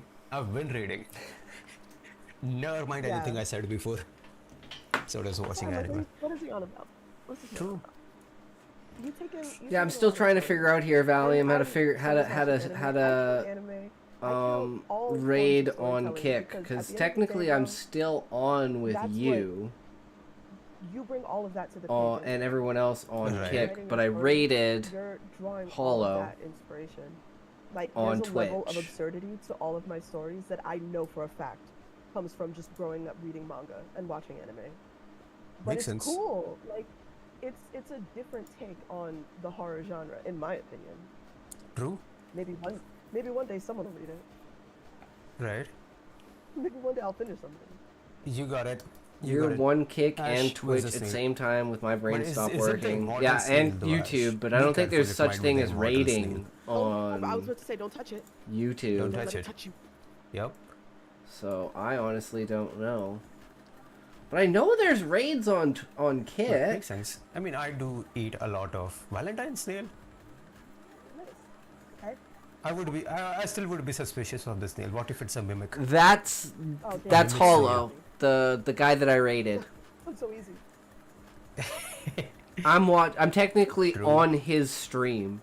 I'm watching his stream, but my Twitch channel went to his stream. But yeah. So anyone who is watching Y'all me are on cool as Twitch. Fuck, writers are so cool. Why? Why are you guys so cool? And now I'm trying to figure out I thought the same thing. how to. I'm like, honestly, writers are dope as hell. Right?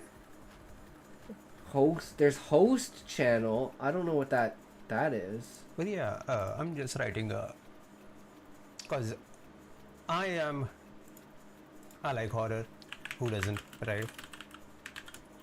I like my cassette futurism. I like my eldritch horrors. And Oh, it's called hosting, so it's just host.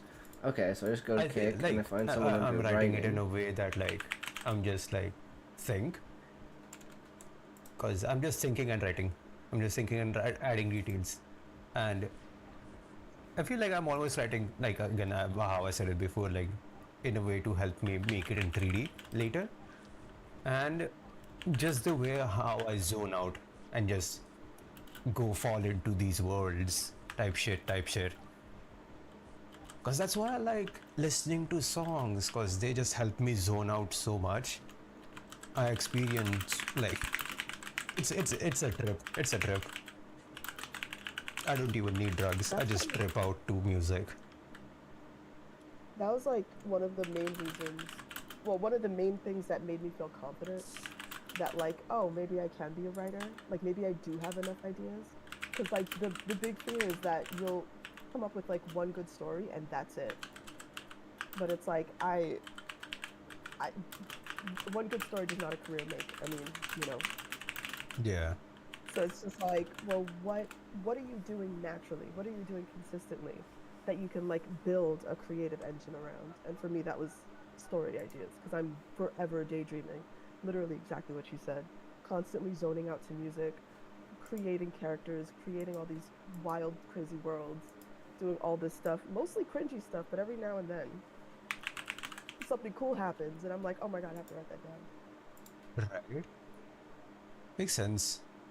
Writing to me is kind of same process as drawing, starting with an idea, moving from a light outline to a solid sketch, add in detail, one step at a time. Yeah, that makes sense.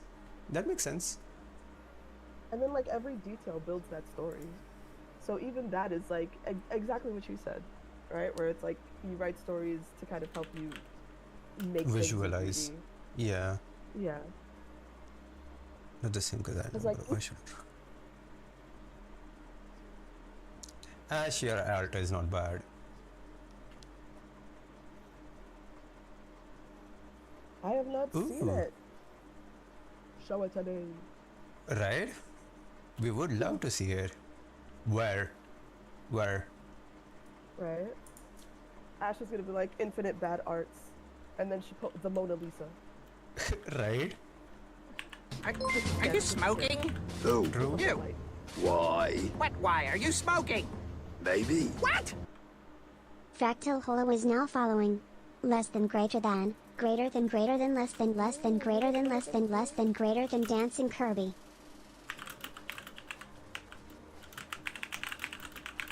That's so cool.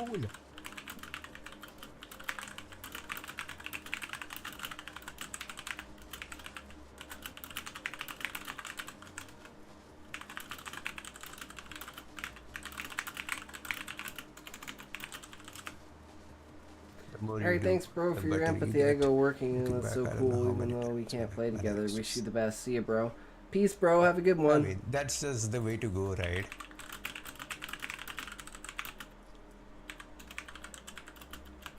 That's how we know we are growing. Because